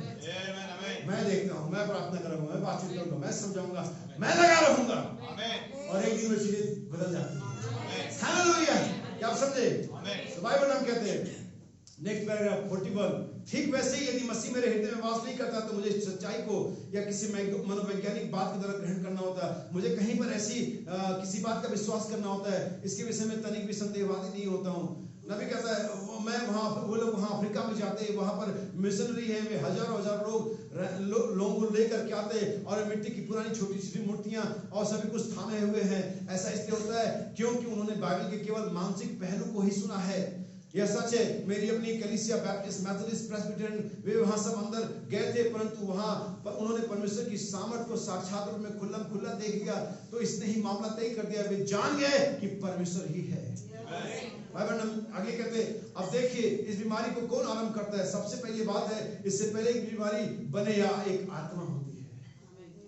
आत्मा को परखो, इससे पहले बीमारी बने ये क्या होती है। और हर एक दुष्ट आत्मा मुर्दाखोर होता है, परवच्छी कहते इसे। आप इस संदेश को पढ़ना घर में जाकर के। परवच्छी यानी मुर्दाखोर, यानी एक ऐसा कीटाणु, एक ऐसा जर्म, एक ऐसी दुष्ट आत्मा जो दूसरे मरे हुए पर जिंदा रहती है। अगर उस मरे हुए को ना खाए वो मर जाएगी। या तो कैंसर आपको खा रहा होता है या पवित्र आत्मा कैंसर को खत्म कर रहा होता है। नबी कहते हैं ये वजह दुष्ट आत्मा मेरे शरीर में जिंदा रहती है क्योंकि नरवच्छी है, परवच्छी है, वो हमें खा रही होती। काश कि आप इन बातों को समझे। बाइबल हम कहते हैं इससे पहले बीमारी में एक आत्मा होती, ठीक वैसे ही आप आत्मा, ठीक जैसे कि आप एक आत्मा थे इससे पहले कि आप एक मनुष्य बनते। आप समझे? यही स्टोरी में समझा रहा हूं, के बगीचे से लेकर इससे पहले आप बनते एक आत्मा थे, मनुष्य। मैं वहां पर बेलेट्स को एक उदाहरण के तौर पर लूंगा, या कोई भी भाई जैसे बाइबल ने कहा, जैसे मैंने आयत, जैसे हमारा पृथ्वी का डेरा सही करके जाएगा एक और मिलेगा, यानी इससे पहले हम यहाँ होते हमारे पास एक और है। आप चिंता ना, बाइबल कहते कितना देर लगेगा, within a twinkling of eyes, आंखों के झपकाते ही हम इसमें से उसमें हो जाएंगे। वो है नबी कहता है एक समय था जब मैं और आप कुछ भी नहीं थे। फिर सबसे पहली बात बाइबल में कहते हैं जो आई, परमेश्वर ने हमें जीवन दिया, आप उदाहरण के लिए ले, इस दोपहर आपके शरीर को उदाहरण के तौर पर ले और आप उन कोशिकाओं के समूह को जो आपस में एक दूसरे से अणुओं के साथ जुड़े हुए हैं, अब यीशु यदि आने में देरी करता है तो किसी दिन वे अणु या वो कोशिकाएं नष्ट हो जाएंगी और आप अपनी कोशिकाओं की अवस्था वाले में लौट जाएंगे जहां से आप पहले बने थे, अब आपस में लौट जाते हैं, परंतु आपकी आत्मा वापस लौटती है। वे कोशिका इस आत्मा के साथ आपस में फिर से इकट्ठा हो जाएंगे जब यीशु मसीह दोबारा आएगा। हमारी शरीर जिन चीजों से बनी वो वहां लौट जाएगी। कॉस्मिक लाइट और कैल्शियम और पोटास और तमाम लाइटें जहां जो जिस्म में बने 16 तत्व अपने 16 तत्वों में चले, लेकिन आत्मा किधर जाएगी? जहां से वो आई है। और जब यीशु मसीह दोबारा आएगा तो फिर से सारे 16 तत्व एक साथ आ जाएंगे और वो आत्मा जो लौट गई है, जो मिलेनियम में रेस्ट करी, वो फिर से हमारे शरीरों में आ जाएगी और हम फिर चलेंगे फिरेंगे। हालेलुया। आज क्या आप इसे समझ पाए? नेक्स्ट इसी के आगे पढ़ूंगा, पेज नंबर 87 है ये। बस एक लास्ट कोड है जहां जो मैं पढ़ूंगा, इसके बाद हम भाई विशाल के साथ कोड पढ़ेंगे। अब सुनिए, पेज नंबर 86 और 87 पैराग्राफ 193। मैं इसे इसलिए बता दूं कि ये बात में YouTube पर जाएगा, लोग ताकि इसे समझें। अब इस पहली जगह में इस और अधर्मियों के प्राण है। जब एक मनुष्य मरता है तब एक ऐसे स्थान में जाता है जहां न्याय की बाट जोड़ी जाती है। यीशु वहां पर गया और उसने उन प्राणों को प्रचार किया जो कैद में थे। इसके बाद दुष्ट आत्माएं, डीमंस हैं। इसके बाद शैतान और नरक है।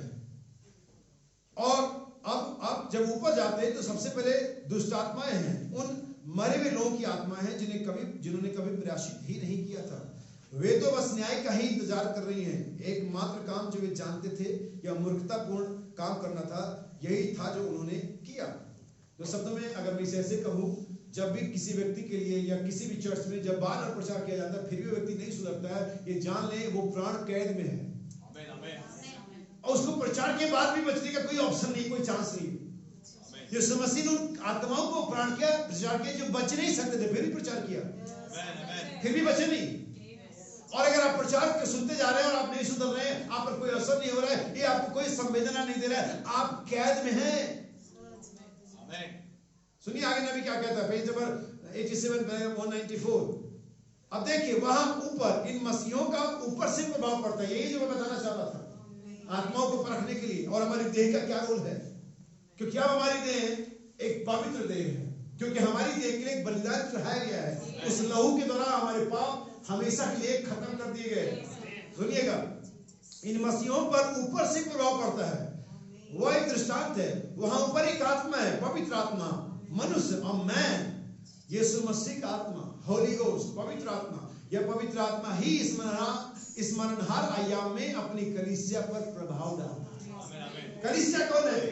उसकी देह। अगर मैं इंटायर चर्च की बात करूं तो कलीसिया जो around the world mystical body बनती है, वर्ल्ड बॉडी बनती है, वो मसीह की कलीसिया, मसीह की देह है। और इस मसीह की देह पर पवित्र आत्मा प्रभाव डालता है। अगर मैं इंडिविजुअल बात करूं तो मैं भी मसीह की देह हूं। हो सकता है उस बड़ी देह में एक छोटा सा अंग हो, एक कोशिका, एक टिश्यू हो, लेकिन तो भी मैं उसमें हूं। आप जानते हैं आपकी देह में हजारों करोड़ों टिश्यूज हैं, उनकी अगर लेंथ को जोड़ा जाए और उन्हें आपस में जोड़ करके चांद चंद्रमा से कई चक्का लगा सकते हैं आप, इतना बड़ा धागा बनेगा। मैं एक निकाल लेता हूं एक दिन के लिए, सेकंड, एक उस कड़ी उस जंजीर से एक निकाल लेता हूं इसमें से। मेडिकल के लोग यहाँ पर कितना देर लगा मरने के लिए? अगर वो कोशिकाओं की एक कड़ी मैंने वहां पर से एक छोटी सी कोशिका जिसको आप उस सूक्ष्मदर्शी से देखते, अगर एक निकाल दिया वहां से, खत्म। हो सकता है उसमें वर्ल्ड वाइड का एक छोटा सा कोशिका हो, आप एक छोटे, लेकिन तभी आप उस देह के एक सदस्य हैं। और पर्सनली तो भी आप मसीह के देह हैं। और अगर उस आयामी कलीसिया पर, विश्वव्यापी कलीसिया पर परमेश्वर का आत्मा ऊपर से प्रभाव डालता है, उसे गवर्न करता है, उसे चलाता है, तो आप इंडिविजुअल को भी यीशु मसीह पवित्र आत्मा द्वारा चलाता है। क्या समझ पा रहे हैं? आइए हम उस कोर्स को पढ़े, फिर मैं फाइनल करूंगा। 10 और मिनट लूंगा आपके। हम प्रभु की तालियां देंगे।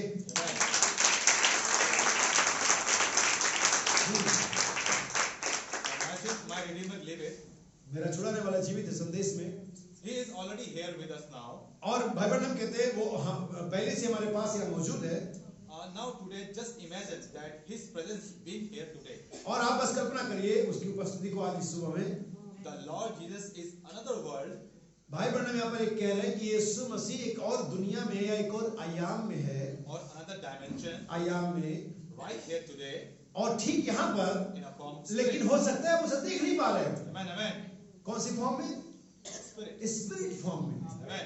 परमेश्वर को कभी किसी ने, क्योंकि परमेश्वर आत्मा है। Amen. लेकिन फिर से मैं बाइबल का एक कोट करूं कि परमेश्वर के पुत्र ने उसे प्रकट किया जो कितने हैं। Amen, amen. खास के आपकी चीजों को समझ जाए, Amen. वही ये कनेक्शन ही आपके मामले को ठीक कर देगा। Amen, amen, amen. हालेलुया। ठीक उसी पैटर्न पर चल रहा हूं। Amen. जिस पैटर्न पर परमेश्वर यीशु मसीह चल रहा है, उसी पैटर्न पर यीशु मसीह और कलीसिया चल रही है। Amen, amen. जैसे पिता ने मुझे भेजा, मैं तुम्हें भेज रहा हूं। जैसे पिता मेरे साथ है, मैं तुम्हारे साथ हूं, वगैरह वगैरह वगैरह।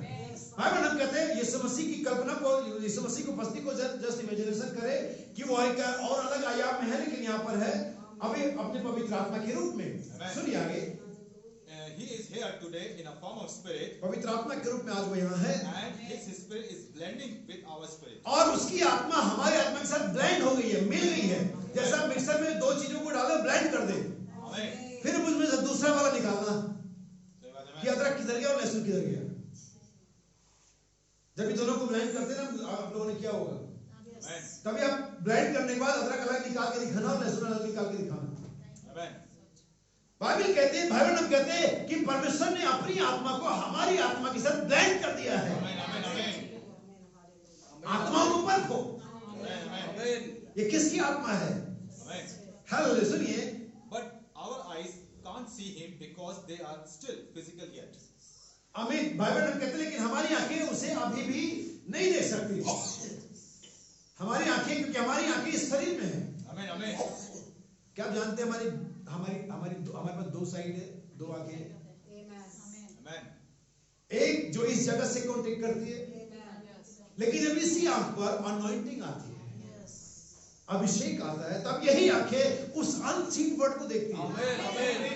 जैसे कि भाई बता, मुझे अच्छा लगा, मुझे बहुत से लोग कहते हैं 7 मोहरें खुल गई और बहुत से लोग कहते हैं नहीं खुली, तो भाई कहता दोनों ठीक कहते हैं। भाई ऐसे कैसे कहे कि दोनों सही कह रहे हैं? जो कह रहा है खुली वो भी कह रहा सही है, जो कह रहा है नहीं खुली वो भी सही है। अब ऐसे में जो लोग कहते हैं गर्जनाएं ये है वो भी सही, जो कहते हैं गर्जनाएं ये नहीं वो भी सही है। तो उसने एक बड़ा बढ़िया एग्जांपल दिया। उसने कहा देखिए, जब एलीशा के सामने आराम की सेना आ गई थी, तब एलीशा गेहजी डर गया, और उसने क्या देखा? उसने घोड़ों को देखा, उसने सवारों को देखा, आराम की सेना देखा। गेहजी ने क्या देखा? आराम की सेना। लेकिन एलीशा ने क्या देखा? परमेश्वर की सेना। दोनों ही ठीक थे।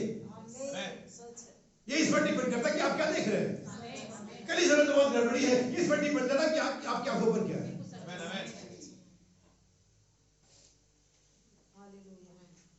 दोनों ही सही है, दोनों ही सही है। आराम की सेना देखने वाला भी सही बोल रहा है, झूठ नहीं बोल रहा है, आराम की सेना है। और जो परमेश्वर की सेना देख रहे हैं वो भी कह रहे हैं परमेश्वर की सेना है। हम कहते हैं कलीसिया में प्रॉब्लम है, कलीसिया में गड़बड़ी है, ओके है। मैं कहते हैं यीशु मसीह यहाँ है। आप क्या देख पाते हैं? यहाँ पर है। सुनिए आगे। If it would something happen with our physical eyes, that we could see him vision. अब हमारी आंखों के साथ जो दुनियावी आंखें, हमारे साथ कुछ ऐसा होना चाहिए कि हम दर्शन देख सके, Amen, amen, amen. या हम उस अनसीन वर्ड को देख सके। Amen, amen. क्या आप जानते हैं सर, इसको मैंने बहुत पहले विक्टिस की मीटिंग में प्रचार किया था।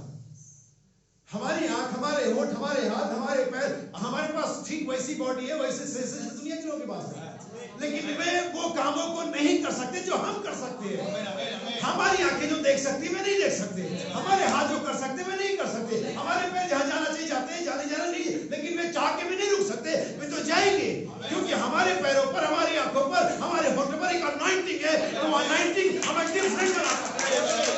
हमारे पास बीते हैं, उनके पास बीते हैं, उनके पास पवित्र आत्मा नहीं है, हमारे पास वो है।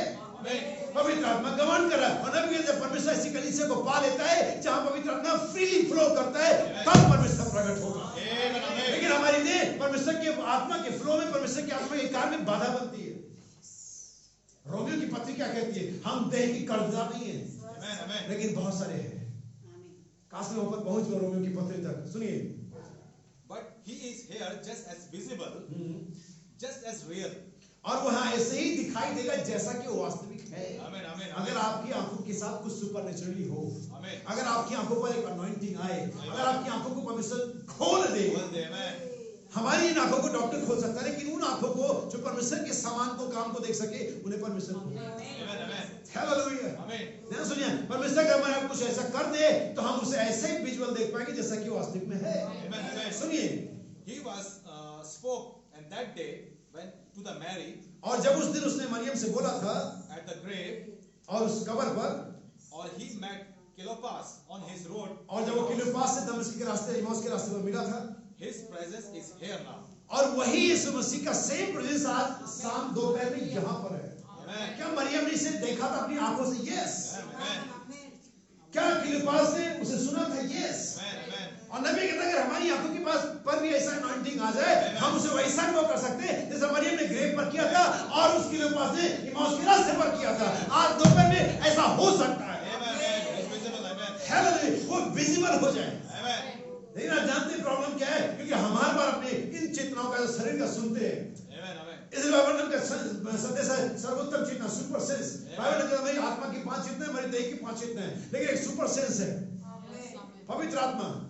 लेकिन आपको बताता हूं, अगर आपके पास सुपर सेंस नहीं है तो आप बस नॉनसेंस है। सही बात। Amen. हालेलुया। Amen. Amen. क्योंकि ये शरीर आपको हमेशा वही दिखाएगा जो इसका सेंस है। Amen. Amen. सुनिए आगे। It can be feel महसूस हो सकता है हाँ। with that felt with her inner charge that's on the inside of the और ये नबी कहते हैं ये वैसे अनुभव किया जा सकता है जैसा उन लोगों ने उस रास्ते पर अनुभव किया था। क्या जब उसने हमसे बातें करी हमारी मनोमुख उत्तेजना नहीं हुई?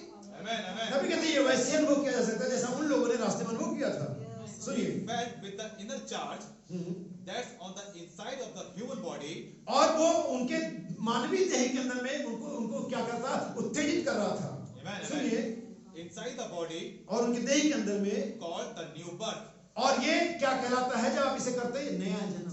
Amen. Amen. Amen. और जब नया जन्म होता है तब आपका ये शरीर श्राप से मुक्त हो जाता है, जो उस दिन आप पर आ पड़ा था जब परमेश्वर ने इस पृथ्वी को श्रापित किया था। Amen. Amen. और यही वजह है कि उस मसीह का मस्ट बी बोर्न अगेन। ये कोई ऑप्शन नहीं है, हो सके तो आपको नया जन्म लेना चाहिए। Amen. कोशिश करो कि नया जन्म हो जाए। Must, Amen. Amen. ये जरूरी है। Amen. Amen. जैसे जीने के लिए खाना और पीना जरूरी है, हवा जरूरी है, वैसे ही मसीह में जाने के लिए, अनंत जीवन में जाने के लिए नया जन्म be must be born again, ताकि श्रापित देह से मुक्ति पा सके, ताकि इस देह पर आत्मा का जो इस शैतान का इस देह का मालिक जो बर बैठा है शैतान का ना, बल्कि पवित्र आत्मा की गवर्निंग हो।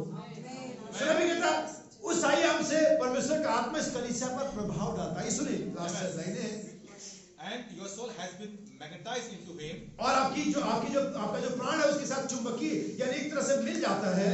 सुनिए, And let your mind be concentrated on him. और आपका दिमाग उस पर बहुत ज्यादा ध्यान देने लगता है, तब जब आपका दिमाग उसके साथ मैग्नेटाइज होता है। Amen. Amen. मैग्नेटाइज आप तभी हो सकते हैं जब उस मैग्नेट में तत्व जो पाए जाते हो जो आप में पाए जाते हैं सेम हो। Amen. कोई भी मैग्नेट एल्युमिनियम के साथ, स्टील के साथ, मे बी गोल्ड के साथ भी मैग्नेटाइज नहीं होगा। Amen. Amen. गोल्ड हो सकता है कि आयरन से ज्यादा महंगा हो, बट ये मैग्नेटाइज होने के लिए गोल्ड होना क्वालिटी नहीं है, आयरन होना क्वालिटी है। Amen. Amen. सुनिए, लास्ट अब हम अंतिम में अगर आप यहाँ चुक गए तो आप पूरे संदेश को खो देंगे। सुनिए, Amen. Believing on him. उस पर विश्वास करें, After a while, something a reality. और जब तक कि कुछ ऐसा ना हो जाए कि वास्तविकता जैसा हो, Amen. You can feel something sweet over your being. और हो सकता है और ऐसा करके आप अपने बीच में कुछ अच्छा मधुर अनुभव करेंगे, And that's the vindication of his resurrection. और यही उसके यहाँ होने का प्रमाण होगा। Amen. Amen. जब तक आप उसको महसूस ना करें, जब तक वो आपको उत्तेजित ना करें, जब तक आप कुछ अच्छा सा अनुभव ना कर ले, yes Lord he is me, जिसे आपने बचाया, जब ये अनुभव आने लगता है, इसका मतलब होता है कि परिस्थिति समस्या आपके मध्य में आ गया है। वो आपको अच्छा अनुभव में रहने लगता है, वो आपको चार्ज करता है, वो आपको रिवाइव करता है, वो आपके अंदर फेथ डाल देता है। हालेलुया। Amen. तब इसका मतलब होता है कि यीशु मसीह जो पुनरुत्थित यीशु मसीह यहाँ पर है। Amen. क्या कुछ बाकी है? Next quote. The life of the devil. हाँ, ये एक संदेश है मेमना पिंडुक, And the Holy Spirit falls into a meeting. और पवित्र आत्मा कलीसियाओं में सभाओं में आता है, And something that believer और कुछ विश्वासियों के साथ and unbeliever और अविश्वासी, worship by the same Spirit. और जब पवित्र आत्मा कलीसिया में आता है तो विश्वासी उसी एक आत्मा द्वारा आराधना करते हैं। But the fruit of the Spirit, लेकिन आत्मा का फल, amen, हाँ। proves ये प्रमाणित करता है that you are on the reaction of the Spirit. कि आपने उससे पवित्र आत्मा का ऊपर में क्या प्रतिक्रिया दी है। Amen. Amen. ये दिखाता है कि आत्मा का जो फल है वो इस प्रक्रिया को दिखाता है वास्तव में। सुनिए, Not to the speak with tongues. और आत्मा भाषा में बोलने से नहीं, Not to the shout. चिल्लाना नहीं, That goes into two. That all go with it. और ये सब वहाँ पर हो जाएगा। But unless the fruit of the spirit. लेकिन जब तक कि आत्मा के फल नहीं आते, we must record with God's word. जो कि परमेश्वर के वचन के साथ अपने साझे को या रिकॉर्ड को रखते हैं, सहमत होते हैं। Amen. आत्मा का फल परमेश्वर के वचन का सहमत होगा। सुनिए, you have just got the outward demonstration. आपके पास एक बाहरी प्रकटीकरण होना ही चाहिए। Amen. Amen. ये मधुर डायलॉग, प्रभु मेरे हृदय को जानता है, बंद करे बकवास। आउटर डेमोन्स्ट्रेशन, लहू तो आपके बाहरी अंगों पर लगेगा, अंदर नहीं लगेगा। प्रभु मेरा हृदय जानता है। हमें हृदय जानने वाले मसीह नहीं चाहिए, हमें दिखने वाले मसीह चाहिए। सूरज एक दिन ना निकले और अंदर से आपको फोन करे, मैं आज सोच रहा था तुम मान लो मैं उग गया, मान लो मैं उग गया, काम चलेगा आपका? प्रभु मेरा हृदय जानता है, तुम्हारा काम भी जाने दो, तुम्हारा काम भी जाने दो। आइए हम आखिर करें, रोमियो की पत्री 8 अध्याय 7 से लेकर के 12 तक पढ़ेंगे। Roman chapter 7 verse 7 to 12। तो क्या कहें? क्या व्यवस्था पाप है? क्या व्यवस्था पाप है? कदापि नहीं, वरन बिना व्यवस्था के मैं पाप को नहीं पहचानता। रोमियो 8:7 है। 8:7। हाँ जी। क्योंकि शरीर पर मन लगाना, क्योंकि शरीर पर मन लगाना, अब फिर से वापस आ रहा है शरीर। आमेन। जैसा कि मैं शुरू में बता चुका हूँ, आत्माओं को परखो। यीशु मसीह का अप्रोच शरीर के साथ कभी नहीं था, आत्मा के साथ था। आमेन। चाहे वो विचारणी स्त्री हो, चाहे वो सामरी स्त्री हो, चाहे वो सुन लेने वाले हो, और चाहे वो फरीसी हो। आमेन। आमेन। आमेन। यीशु मसीह ने 3 बातें इसके विषय में कही, देवरात्मा के विषय में। पहला बात, आत्मा तो तेरा शरीर दुर्बल है। फिर उसने कहा, देह किससे घात करने वाला उससे मत डरो, लेकिन उसे जो आत्मा को घात करता है। आमीन। और फिर उसने कहा, यह मत सोचना शरीर के लिए क्या खाएंगे क्या पहनेंगे। ओके, यानी यहाँ पर यीशु मसीह की फुल थीम क्या है? Focus on your spirit. और यही वचन कह रहा है, और आज यही हम समझाने के लिए जा रहे हैं। मैं कैसे जानूंगा कि मैं एक राइट काइंड ऑफ स्पिरिट के अंदर में हूँ? पहले इसीलिए बाइबल कहती है, मैं तुम्हारी आत्मा को बदल दूंगा, मैं तुम्हें नई आत्मा दूंगा, मैं तुम्हें पवित्र आत्मा दूंगा। नई आत्मा पवित्र आत्मा में फर्क है। पहले तो आपको अपनी आत्मा से छुटकारा पाना, जो आपकी है कार्नल स्पिरिट, पहले उससे छुटकारा पाना, फिर आपको नई स्पिरिट मिलेगी, फिर आपको होली स्पिरिट मिलेगा। ये खिचड़ी नहीं है कि डाला बना दिया, ये मसीहियत, ये बाइबल है। ध्यान सुनिए, सही में मन लगाना तो ऑलमोस्ट क्रिश्चियन, ऑलमोस्ट बिलीवर हमेशा सही की सुनते हैं। चाहे वो इज्जत का मामला हो, चाहे वो कंफर्ट का मामला हो, चाहे वो पैसे का मामला हो, और चाहे वो खाने का मामला हो। आमीन। आमीन। सही बात है। हम सब हमेशा अपने शरीर को वरीयता देते हैं, उस स्पिरिट को दबा देते हैं जो हमारे अंदर से उबाल रहा है। परमेश्वर की आत्मा को शोकित मत करो। ये बात यहाँ लागू हो सकती है। शरीर में मन लगाना तो परमेश्वर से बैर रखना है। अब कितने लोग परमेश्वर से बैर रखेंगे और बच जाएंगे? झटपट परमेश्वर से मित्रता कर लो, न्याय करने वाला। परमेश्वर के हाथ में पड़ना भयानक बात है। सुनिए, क्योंकि ना तो परमेश्वर की व्यवस्था के अधीन है कौन? शरीर। ये नहीं हो सकती।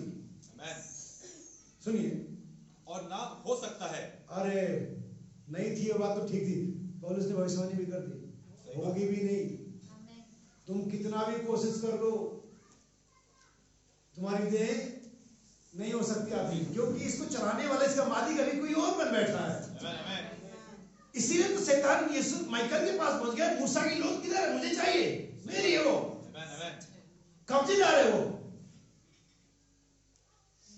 आप जानते हैं मिस्ट्री क्या है? इसे बाइबल में बड़ी आसानी से पढ़ लेते हैं, लेकिन बहुत बड़ी मिस्ट्री है कि तुम अपने दाम देकर के मोल लिए। शैतान जरा मेरी देह के बारे में पूछे, मेरी देह कहाँ है? पूछे माइकल से कि मेरी देह किधर है? थप्पड़ मारेगा, लहू बहा दिया ना, काम कर अपना। बड़ा आया लोग की देह पूछने वाला। तो मूसा की पूछ जब लहू नहीं बहाया गया था, तो हनोक की पूछ, तू दाऊद की पूछ, तू डैनियल की पूछ, तू आलोक की मत पूछ लेना। मैंने उसके लिए दाम चुका दिया, वो मेरा है। तुम्हारा देह के बारे में शैतान छू भी नहीं सकता तुम्हें, क्योंकि तुम्हारी देह के लिए दाम चुकाया गया है। मूसा के लहू नहीं बहा गया तो पूछो तुम। लूसीफर पूछता है माइकल से, मेरी के बारे में पूछ मत देना। समझ में लाइन में पढ़ने बड़ा अच्छा, दाम चुका है, लेकिन समझने में बहुत कठिन लगता है। सुनिए, ना है ना हो सकती है। और जो शारीरिक दशा में है, कौन सी दशा में? शरीर नहीं, इसलिए बाइबल जो शरीर है वो नहीं, शारीरिक दशा अलग है और आत्मिक दशा अलग है। Spiritual condition and physical condition. अब ये नहीं कह रही बाइबल कि तुम देह में मत रहो, मर जाओ, सुसाइड कर लो, आत्मा में नहीं नहीं नहीं, शारीरिक अवस्था कंडीशन। अब यहीं पर आ जाती है कि एक शारीरिक अवस्था का व्यक्ति कैसा रहता है और एक आत्मिक अवस्था का व्यक्ति कैसा रहता है, एक शारीरिक व्यक्ति कैसी चाल चलता है और एक आत्मिक व्यक्ति कैसी चाल चलता है। बहुत ही सिंपल है जब पवित्र आत्मा से समझाए। सुनिए, जो शारीरिक दशा में है, जो शरीर में है वो नहीं, मैं भी तो शरीर में हूँ, पौलुस भी तो शरीर में था, पतरस भी तो शरीर में था, बाइबल भी तो शरीर में थे। क्या इन्होंने खुदावंत को प्रसन्न नहीं किया? शारीरिक होना और शारीरिक दशा में होना अलग है। मैंने कभी ऐसा नहीं कहा कि देह में होना पाप है, नहीं नहीं नहीं, ओके नहीं। शारीरिक अवस्था, शारीरिक व्यक्ति शारीरिक बातों पर मन लगाता है, लेकिन आत्मिक व्यक्ति आत्मिक बातों पर मन लगाता है। अगर आप पढ़ेंगे पहला कोरिन्थियों दूसरा अध्याय, आपको सारा चैप्टर मिल जाएगा। समय में इजाजत नहीं दे कि मैं उसे पूर्ण पढ़ूं, लेकिन यहाँ पर सुनिए, जो शारीरिक दशा में है वे परमेश्वर को पसंद नहीं कर सकते, परंतु जबकि परमेश्वर का आत्मा, सुन ध्यान सुनिएगा, ऐसे नहीं जबकि तुमने चर्च में ज्वाइन किया है, जबकि तुमने यीशु मसीह के नाम का बपतिस्मा लिया है, जबकि तुमने चर्च को बहुत बड़ा दान दशमांश दिया है, जबकि तुमने बहुत गीत गा बजाया प्रचार, जबकि ये सब कुछ नहीं, जबकि तुम प्रचारक हो, जबकि तुम पास्टर हो, जबकि तुम डीकन हो रहे हो, जबकि तुम बहुत बढ़िया गाते हो, जबकि तुम बहुत चंगाई कर, नहीं, जबकि कब की परमेश्वर का आत्मा तुम में बसता आता जाता नहीं है। संडे मैंने बहुत सारे ढोंगियों को बहुत चिल्लाते और गाते हुए देखा हर जगह, चर्च से लेकर के बाहर कन्वेंशन तक, और मिट्टी से बाहर निकलने के बाद ही तू मैं लड़ाई पर उतर जाते। सही बात है, बसता नहीं है, डुवेल नहीं करता है, फ्लाई करता है। नहीं, इससे काम नहीं चलेगा, इससे आप परमेश्वर के हाथ में नहीं जा पाओगे। सुनिए ध्यान से, जबकि परमेश्वर का आत्मा तुम में बसता है तो तुम शारीरिक दशा में नहीं। अब यहाँ पर आता है आपका फिजिकल होना और फिजिकल कंडीशन में होना। देह में होना कोई मैटर नहीं, कोई गलत नहीं, इससे आप कहीं किसी जब तक समय नहीं आता, तुरंत नहीं फूक जाती आपका समय, तब तक तो आप देह में ही रहेंगे। लेकिन देह में रहना और देह के कामों में लिप्त रहना अलग अलग बात है। जबकि परमेश्वर का आत्मा तुम्हें बसता है, ये तुम्हें स्पिरिचुअल बनाता है। चर्च जाना तुम्हें स्पिरिचुअल नहीं बनाता, धार्मिकता के काम तुम्हें स्पिरिचुअल नहीं बनाते, मसीह समाज और मसीह चर्च में होना तुम्हें स्पिरिचुअल नहीं बनाता है। जबकि परमेश्वर का आत्मा तुम्हें बसता तो तुम शारीरिक नहीं हो। तुम चर्च मेंबर होने दो, तुम पास्टर, डीकन, प्रचारक होने दो, गिफ्ट होल्डर, रेवलेशन होने दो, कुछ भी हो, परमेश्वर को फर्क नहीं पड़ता। सुनिए आगे, तुम शारीरिक दशा में नहीं परंतु आत्मिक दशा में हो। यस, यदि किसी में मसीह का आत्मा नहीं, यदि किसी में मसीह का आत्मा नहीं तो वो उसका जन नहीं, तो उसका जन नहीं। आगे बढ़े, और यदि मसीह तुम में है, यदि मसीह तुम में, कौन यहाँ फिर से मसीह, यहाँ पर यीशु मसीह, मसीह यीशु नहीं है। इसलिए मैं जब कहता मसीह, इट्स मीन होली स्पिरिट। मसीह तुम में है, पवित्र आत्मा तुम में है, तो देह पाप के कारण कौन है? देह। तो शब्दों में जब वो पवित्र आत्मा आता है तो तुम्हारी देह पर गवर्न पा लेता है। कहता लाओ ये स्टीयरिंग मुझे दो, ये बागदर मुझे दो, लाओ मैं तुम्हें थोड़ा चलाऊं। पवित्र आत्मा आते है तब तुम देह के कामों की तरफ भागते। वही तुम यही थे जो टेलीविजन की तरफ भाग रहा था। तुम्हें गुटखा पसंद था, तुम्हें शराब के पैक गाने अच्छे थे, तुम्हें शोर शराबा ना लेना, लेकिन जब पवित्र आत्मा पहले तुमने से छोड़ा, अभी बुरा लगता है। पहले गुटखा छोड़ने में दिक्कत हुई मुझे, लेकिन अभी स्मेल अगर कोई उसका डस्ट में उड़ जाए ना, उल्टी आना कैसे हो गया ऐसा? शर्म आती है उन कामों से जिन्हें हम दुनिया में करा करते थे। क्यों ऐसा? क्योंकि पवित्र आत्मा आ गया। देह पवित्र आत्मा के कारण पाप है, देह मरी हुई है। दो शब्दों में उस देह में जहां पर पवित्र आत्मा ने, उस कलीसिया में पवित्र आत्मा कलीसिया मरी हुई है। वो व्यक्ति जिसकी देह में पवित्र आत्मा नहीं, वो व्यक्ति मरा हुआ है। क्या बाइबल नहीं कि जीवता तो कह रहा था पर है मरा हुआ। हालेलुया। अगर वो व्यक्ति अपनी आत्मा का डेमोंस्ट्रेशन दे रहा है कि वो उसका नेचर क्या है, अरे भाई मेरा तो चिल्लाने का स्वभाव है, तो बदलना इसे, इसे लेके जाना ही पड़ेगा तू। मेरा तो लालच का स्वभाव, मेरा तो हंसने का स्वभाव, मेरा तो चिल्लाने का स्वभाव, मेरा तो क्रोध का स्वभाव, तो बदलना इसे। हालेलुया। पुराना लाए नया ले जाए, यीशु मसीह दे रहा ऑफर, पुराना पवित्र आत्मा, पुराना अपना आत्मा ले, मेरा नया ले, हम जाते ही ले। आगे बढ़िए। देह पाप के कारण मरी हुई है, परंतु आत्मा धर्म के कारण जीवित है। धर्म के कारण जीवित है। वो आत्मा में धर्मी ठहरा। आत्मा धर्म के कारण, वो आत्मा जब आ जाती है, पवित्र आत्मा जब आ जाता है, तो हमारी आत्मा को एक अपनी आत्मा के साथ जैसे इनका ब्लेंड पहचानना। जैसे कि भाई बहनों ने कोई एग्जांपल दिया कि अगर आप लोहे को अंगारे में डाल दो, भट्टी में डाल दो, और जब लोहा गर्म हो जाता है, लाल हो जाता है, तभी आप लोहे में आग है या आग में लोहा है, पता नहीं चलता। पवित्र आत्मा जब आपके अंदर में आ जाता है, आपकी आत्मा के साथ मेल कर लेता, ब्लेंड कर देता है, तब समझ लेता है कि वास्तव में आप किससे डील कर रहे हो। ये वजह कि जब पवित्र आत्मा ने उस कलीसिया में जो डे ऑफ पेंटेकोस्ट इन्वेट हुई, जब निर्माण किया गया, तो जब लोगों ने उनके साथ व्यवहार किया, वो समझ है कि उन्होंने उनके साथ व्यवहार किया और यीशु मसीह के साथ कर दिया। पौलुस से दमिश्क के रास्ते पर यीशु मसीह मिलता, तू मुझे क्यों सताता है? जो उसने उनको सताया, कलीसिया को सताया, समझ है कि कलीसिया को सताया और यीशु मसीह को सता दिया। पादरी को सताया यीशु मसीह। अच्छा बड़ी की बात देखो, पादरी को सताओ, पादरी से कहो, तो वही फिर आपको बताएंगे भाई साहब, और यीशु मसीह ने भी तो सहा था। अरे यीशु मसीह ने कुत्ता भी कहा था, तुम उसको भूल क्यों जाते बार-बार? हमें अच्छा जो लोग ये कहते हैं भाई साहब आप तो यीशु मसीह ने भी सहा, वो ये बताते हैं कि वो यीशु मसीह नहीं सताने वालों में है। वो ये बताते हैं कि वो यीशु मसीह की जगह पे नहीं है, जबकि कहते हैं उन्हें भी तो यीशु मसीह की जगह होना चाहिए, लेकिन वे कह के बताते हैं कि वो सताने वाले हैं। यीशु मसीह ने सहा था, यीशु मसीह को भी सताया था, तुम भी सताओ, तुम भी सहो। तो वो यीशु मसीह जगह में नहीं है, वो खुद बता रहे हैं। ऐसा कहना बंद करें। जो यीशु मसीह की जगह में होगा वो यीशु मसीह के सही करेगा, चाहे मैं हूं और चाहे वो आप हो। आइए हम आखिरी बात करें। सो आइए हम देखें आदम को आदम बनाया गया, आमीन, क्योंकि मैं आत्मा और देह की बात कर रहा हूं। आत्माओं को परखो। हम जानते कि आदम जब बनाया गया तो उसके अंदर में दोनों थे, स्त्री और पुरुष दोनों थे। पति भाषा में कहते हैं आदम नर नारी करके बनाया, ओके। और लेकिन यूनिट एक ही था, यूनिट एक ही था, और स्त्री की आत्मा उसके अंदर में थी। और उस दिन जब आदम को बनाया गया, उस दिन भी हवा का नाम क्या था? आदम। अगर आप ध्यान से पढ़ेंगे तो हवा का नाम 3 बार चेंज हुआ। मैं इसे बता चुका हूं, फिर से पहले हवा का नाम आदम था, फिर उसके बाद उसका नाम नारी हुआ, फिर उसके बाद उसका नाम स्त्री हवा हुआ। पहले आदम था, फिर स्त्री था, और फिर, लेकिन आदम हमेशा ही आदम था। हम बदलते वो ना कभी उसके नाम की। यीशु मसीह हमेशा यीशु मसीह है। कभी हम यूसुफ थे, कभी हम लौदुकिया थे, कभी हम फिलदेल्फिया वगैरह, लेकिन यीशु मसीह हालेलुया। सो ये बात यहाँ पर खत्म नहीं होती, बात यहाँ पर आगे चलती है कि जब वहां पर सारी चीजें जोड़े में बनाएगी, पैर बनाएगी, तो हर एक शाम आदम के लिए एक परेशानी थी। हर एक शाम आदम के लिए एक सैडनेस लेकर के आती थी, एक लोनलीनेस लेकर के आती थी, क्योंकि हर शाम हर जानवर अपने जोड़े के साथ चले जाता था, अपने घोंसले में, अपने झोपड़ी में, अपने डेन में, जहां भी उनका, और लेकिन आदम अकेला रह गया। कुछ दिन मेरे भाई एक प्रवीण पाठक के मुंबई से मेरी बात हो रही थी, उनका फोन आया था अभी कुछ दिन पहले, और ऐसे फोन आते रहते कि मैंने आपका मैसेज सुना, बहुत अच्छा लगा वगैरह वगैरह। तो फिर उससे बात हुई थी, मांगने के विषय बात हो रही थी कि बाइबल कहती है मांगो। तो मैंने कहा बाइबल में मांगने के 3 कंडीशन है, मांगो तो दिया जाएगा, तुम्हारा पिता मांगने से पहले, और फिर एक कंडीशन है मांगते हो आते नहीं। तो कौन से वाले में कि तीनों अलग अलग बिलीवर अलग अलग कंडीशन में है।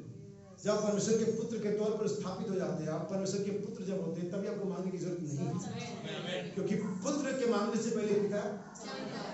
और आदम हर समय हर शाम सैडनेस अनुभव करता था, लेकिन परमेश्वर ने कहा, आदम ने नहीं कहा प्रभु देखते हैं मैं शाम को बड़ा बोर हो जाता हूँ, कोई बनाओ ना प्रभु, कहीं देखो ना किसी का लिसा में अगर मेरे लिए कोई जोड़ीदार मिल जाए। आदम ने कहा दुआ करी, मांगा नहीं। परमेश्वर ने कहा आदम का अकेला रहना अच्छा नहीं, वो पुत्र था और उसकी रिक्वायरमेंट परमेश्वर जानता है, तो पुत्र को मांगने की जरूरत नहीं है। लेकिन आप पुत्र की कंडीशन में, कलीसिया कंडीशन है, मांगते रहिए और मांगेंगे तो मिलेगा, ऐसा नहीं नेगेटिव ना ले।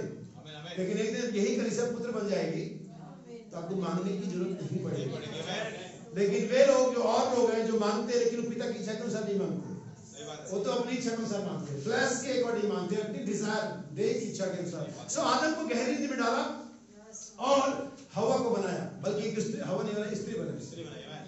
आप जानते हमारा भाई बहन क्या कहता है? हमारा भाई बहन कहता है कि वहां पर वो स्त्री जो बनाई गई थी वो स्ट्रक्चर के लिए स्त्री नहीं थी, इसके लिए उसका नाम स्त्री नहीं पड़ा कि उसकी देह स्त्री जैसी। मुझे साफ साफ कहने दीजिए, बाइबल ने स्त्रियों के बारे में 2 हवाले दिए। तो वे कल मैं बता चुका हूं बहुत पहले कि एक शराब खाने में, बियर बार में एक टेबल थी, इस पर लिखा था for the reserve for gentle women, सब महिला की। बाइबल ने कहते सब महिला शराब खाने में जाएगी क्यों? लेकिन दूसरा एक बाइबल में कहते हैं कि हो सकता है कि एक स्त्री जिसके बाल कटे हो, और बाइबल ने ऐसा प्रैक्टिकली वास्तविकता में अनुभव के एक चर्च में गए और एक बहन थी जो बड़े टाइट कपड़े पहने, जिसके बाल कटे हुए थे और शायद ऑर्गन बजा रही थी, लेकिन बाइबल के बाद जो गिफ्ट उसकी तरफ जाके महिला भरी थी, उसके अंदर एक अच्छी आत्मा थी। आप लोगों ने अगर इस संदेश को पढ़ा, इस वाक्य को पढ़ा, उसके अंदर इसका मतलब ये नहीं था कि ड्रेस क्या है और बाल क्या कटे हैं। लंबे बाल आपको मसीही नहीं बनाते, भली आत्मा नहीं बनाती। लंबे बाल सिर्फ अधीनता के चिन्ह है। अगर आप अधीन नहीं, आप कितने भी लंबे बाल रख लो, कोई फर्क नहीं पड़ता। बाइबल ने वहां पर आत्मा के बारे में और देह के बारे में डिफाइन करते, लेकिन अगर जब उसमें सच्चाई प्रकट होती है तब देखियो क्या रिएक्ट करती है। और ऐसे बहुत सारे लोग हुए जो बाइबल के आलोचक थे, विरोधी थे, लेकिन जब बाइबल ने बात आरंभ किया, उनके साथ डिस्कशन किया, कन्वर्सेशन हुआ, सडनली वो कन्वर्ट हो गए। और तब बाइबल कहते ये लोग भले लोग थे, लेकिन किसी और आत्मा के चंगुल में थे। अब यहाँ पर समझने की मैंने कोशिश करना, आदम को गहरी में डाली और एक देह को बनाया। और बाइबल नबी कहता है कि बाइबल ने उस स्त्री वाली आत्मा को जो आदम और हवा, नर और नारी करके बनाया गया था। अब बहुत से लोग बाइबल को कैसे मानो स्त्री वाला आत्मा डालो, अरे बाइबल लिखा है नर नारी करके बनाया गया, तो नर तो वहां रह गया, अलग नारी वाली आत्मा हवा में डाल दी या उस स्ट्रक्चर में डाल दिया, इसीलिए तो नारी हुई। इसलिए नारी नहीं हुई कि उसके पास स्तन थे, ब्रेस्ट थे, इसके लिए नहीं नारी हुई। ध्यान समझना, मुझे कहने दो खुल करके, ताकि आप समझ आपके दिमाग में आ जाए। इसके लिए नारी हुई क्योंकि नारी वाली आत्मा जो आदम में पहले से थी, नर और नारी करके बनाया गया था, वो आत्मा इसमें डाली गई, इसलिए नारी हुई वो। देह के लिए नारी नहीं हुई, आत्मा में नारी हुई। इसलिए कहते हैं आप वास्तविकता में अगर किसी पुरुष को औरतों से हरकत करते देखे और औरतों को पुरुषों से हरकत करते देखे, तो मेडिकली हो सकता है कि मेल और फीमेल प्रमाणित हो जाए, लेकिन बाइबल का वो कभी प्रमाणित नहीं होंगे, उनकी आत्मा में गड़बड़ी है। क्या समझ पा रहे? तो जो आदम में से निकाला गया वो क्या था? स्त्रीण आत्मा, फीमेल स्पिरिट निकाल करके उस स्ट्रक्चर जिसको परमेश्वर ने बनाया था उसमें डाले, और इसके लिए उसका नाम क्या पड़ा? नारी। तो उसको नारी कौन बना रहा था? देह आत्मा। ओके, यहां तक मैं सोचता हूं क्लियर हो गया। अब मुझे बताइए कि आपको कलीसिया कौन बनाता? आपको मसीह की दुल्हन कौन बनाता? आपका चर्च, आपका हाव भाव, आपका चर्च की तरह से एक्ट करना और लुक लाइक दिखना, या वो स्पिरिट? जैसा कि हमने वही पढ़ा कि जिसमें मसीह का आत्मा नहीं, वो मसीह का आप लुक लाइक चर्च दिखते हैं, इसके लिए आप चर्च नहीं हो सकते। आप चर्च की तरह वर्शिप करते हैं, आप चर्च की तरह पास्टर है, ऑर्गेनाइजेशन है, क्वायर है, दान है, दशवांश है, आराधना है, और आपको चर्च जैसे दिखते हैं, तो चर्च नहीं है। आपको आत्मा जो परमेश्वर की है, जो मसीह की, वो आत्मा आपको चर्च बनाती है। चर्च की जैसे दिखने से आप चर्च नहीं बन जाते, स्त्री की जैसे दिखने से कोई स्त्री नहीं बन जाती है। यही है जिसके लिए बाइबल में हमने पढ़ा, आत्माओं को बहुत सी आत्मा निकल पड़ी, लेकिन प्रभु का धन्यवाद, बहुत सी आत्मा के साथ साथ पवित्र आत्मा भी स्वर्ग से निकल चुका है। पवित्र आत्मा ने स्वर्ग से उड़ान को भर लिया है, हालेलुया। और वो ऐसे यहाँ पर अभी भी मंडरा रहा है, क्योंकि मैंने पवित्र आत्मा का पहला उल्लेख जो मैंने बाइबल पढ़ा, जो पवित्र आत्मा का पहला सीन मुझे नजर आया, वो ऐसा कहता है, और गहरे जल में आत्मा मंडराता था। ऐसे क्या करता था? मंडराता था। किस लिए मंडराता? ताकि कहीं पर लैंड कर सके, कहीं पर आ सके। आज मैं कहता हूँ यीशु मसीह का आत्मा, पवित्र आत्मा यहाँ पर मंडरा रहा है। ठीक है, जैसे आदमी मंडराया था, ठीक वैसे जैसे पेंटेकोस्ट के दिन मंडराया था, आज वही आत्मा मंडरा रहा है और किसी एक ऐसे को ढूंढ रहा है जहां पर लैंड कर सके, और कैसे कि एक मैंने और पा लिया, मैंने शैतान के अधीन वाटिका से एक बार और अपनी दुल्हन को निकाल लिया। शैतान ने एक बार एक हवा को परमेश्वर की वाटिका से निकाला था। परमेश्वर तब से ये काम कर रहा है। परमेश्वर तब से ये काम करे कि शैतान के अधीन की वाटिका से जिसको चाहता है निकाल लेता है, जिसको चाहता है निकाल लेता है। आजा, मैं तुझे निकालता हूं, शैतान को नहीं पाएगा। हालेलुया। आज हमारा भाई उसमें से एक है, आज आप उसमें से एक है जिस परमेश्वर ने शैतान की वाटिका से निकाला और अपने वचन में स्थिर किया। मैंने एक और को पा लिया। हालेलुया। क्या समझ पाए? परमेश्वर ने आदम को गहरी में डाला, ऑपरेशन देने से पहले एनेस्थीसिया दिया, और जब एक समय आया आदम फेल हो गया, क्योंकि वो शायद ऐसा लेडी कह रहे कि जो ऑपरेशन के द्वारा बच्चे पैदा, जो दर्द अनुभव नहीं कर सकती, जो दर्द में कैसे सरवाइव करना नहीं जानती, क्योंकि एनेस्थीसिया सूंघ गया है। लेकिन जब परमेश्वर ने ओरिजिनल सीड को लेकर के आया, जिसका नाम यीशु मसीह था, जो दूसरा आदम था, उसे कलवरी पर कोई एनेस्थीसिया नहीं दिया। बोला पहले वाले को दिया, फेल हो गया, अभी इसको भी तो भी फेल हो जाएगा। अभी कोई एनेस्थीसिया के बिना ऑपरेशन चलेगा।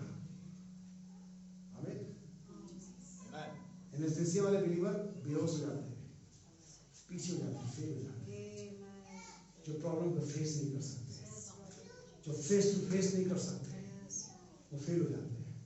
लेकिन जो दर्द जिल्लत बर्दाश्त कर सकते, बेइज्जती बर्दाश्त कर सकते, जो वचन के खातिर टिके रह सकते, वही जय पा सकते हैं। हालेलुया। वे लोग जय नहीं पाएंगे जो हर्ट हो जाते हैं, जो बहुत जल्दी हाइब्रिड कुत्तों और हाइब्रिड पौधों की तरह मुरझा जाते हैं। एक देसी को कोहरा आने दो, टेम्परेचर माइनस में जाए तो वो 4 दिन दिखेगा, लेकिन 5 दिन फिर से पूछ लाते आ जाएगा। लेकिन एक हाइब्रिड को देखो, रोज उसको हीटर के सामने केयर करने दो, फिर भी शायद तो बच गया तो ठीक है, नहीं बचा तो क्या ही हो गया। वैसे आत्माओं को आपकी देह किसके द्वारा गवर्न हो रही है? बस समाप्त करते 2 यहोशू काले, बाकी 20 नबी कहता उनके पास ही 5 इतनाएं थी, उनके पास ही 5 इतनाएं थी। मैं शरीर की बात नहीं करूंगा, लेकिन दोनों मिले हुए हैं। उनके शरीर में भी टेस्ट था, और ये मन्ना को खा करके जो धनी के समान मुक्त आ गए हैं, यानी कि टेस्ट ये किसकी सेंस है? हमारी जुबान की, देह की। और उनके पास एक मेमोरी थी जो हमारी आत्मा का एक सेंस है, याददाश्त। क्या मिस्र में कब्रें ना थी? इससे अच्छा तो मिस्र में गुलामी कर लेते। उनको गुलामी पसंद है, उनकी आत्मा में गुलामी का दंश है, श्राप है, उनको गुलामी पसंद है। लेकिन यहोशू कालेब ने एक ही बात सोचा, एक ही बात कहा, हम जो भी है इधर खाने को है नहीं है, सूरज समय सूखता नहीं उगता है, हमारे पास अच्छा एजुकेशन है नहीं है, जो भी है जैसा भी है, एक बात तो है, हम आजाद हैं। हमारे पास अपना प्रार्थना का समय है, कोई फिरौन का कॉल नहीं आने वाला, कोई सिपाही नहीं आने वाला, कभी हम ईंट पत्थर के हम आजाद हो गए। उनके पास मेमोरी थी, नबी कहते उनकी मेमोरी दुष्ट आत्मा द्वारा नियंत्रित हो रही थी। उनको लहसुन और प्याज याद आए, उनके पास मेमोरी थी। अब उनकी मेमोरी को कौन गवर्न कर रहा था? दुष्ट आत्मा। उनको इसलिए उनकी मेमोरी में क्या थी? लहसुन और प्याज, गुलामी, मिस्र की सेवा। लेकिन जब ये यहोशू और कालेब आते, इनके पास भी मेमोरी थी, लेकिन इनकी मेमोरी कह रही थी हम वहां बिना परमेश्वर के थे, हम वहां बिना आराधना के थे, हम वहां गुलाम थे, हम पर हमेशा तलवार लटकी रहती थी, लेकिन अभी हम आजाद हैं। तो दोनों की देह, दोनों की आत्मा किसकी तरह गवर्न हो रही थी? जो उनके इनर पार्ट में पाया जा रहा था, जो कि सोल था। यही तय करता कि आपकी देह किसके द्वारा चलती है? परमेश्वर के पुत्र वे, ये जो आत्मा की चलाए, पवित्र आत्मा के। जिनके पास पवित्र आत्मा नहीं, वो मरे हुए हैं। आपकी श्रापित देह से छुटकारा पाना, इसके लिए जरूरी कि आप नया जन्म लें, और वो नया जन्म आपकी चर्च आने से नहीं होगा। उसके लिए आपको एक ऐसा प्रयास प्रार्थना करना पड़ेगा जिसके द्वारा परमेश्वर को नया जन्म, आप अपने घुटनों पर नया जन्म पा सकते हैं, अपनी व्यक्तिगत प्रार्थना में आप नया जन्म पा सकते हैं, आप अपनी फैमिली प्रेयर में नया जन्म पा सकते हैं। इसे आपको पाना ही है। ये मसीह के लिए एक ऑप्शन नहीं है, हो सके तो ऐसा मस्ट, मुझे नया जन्म लेना अवश्य है। अपनी आत्मा के बारे में सोचे कि आपकी देह किस आत्मा की द्वारा चल रही है। प्रभु आप सभी के साथ हो और आशीष दे। सर को हम झुकाएंगे। सर्वशक्तिमान जीवित परमेश्वर पिता आपको धन्यवाद देते हैं के समय में। हाँ प्रभु यीशु मसीह सत्य खुदावन की बिना पवित्र आत्मा के हम बातों को नहीं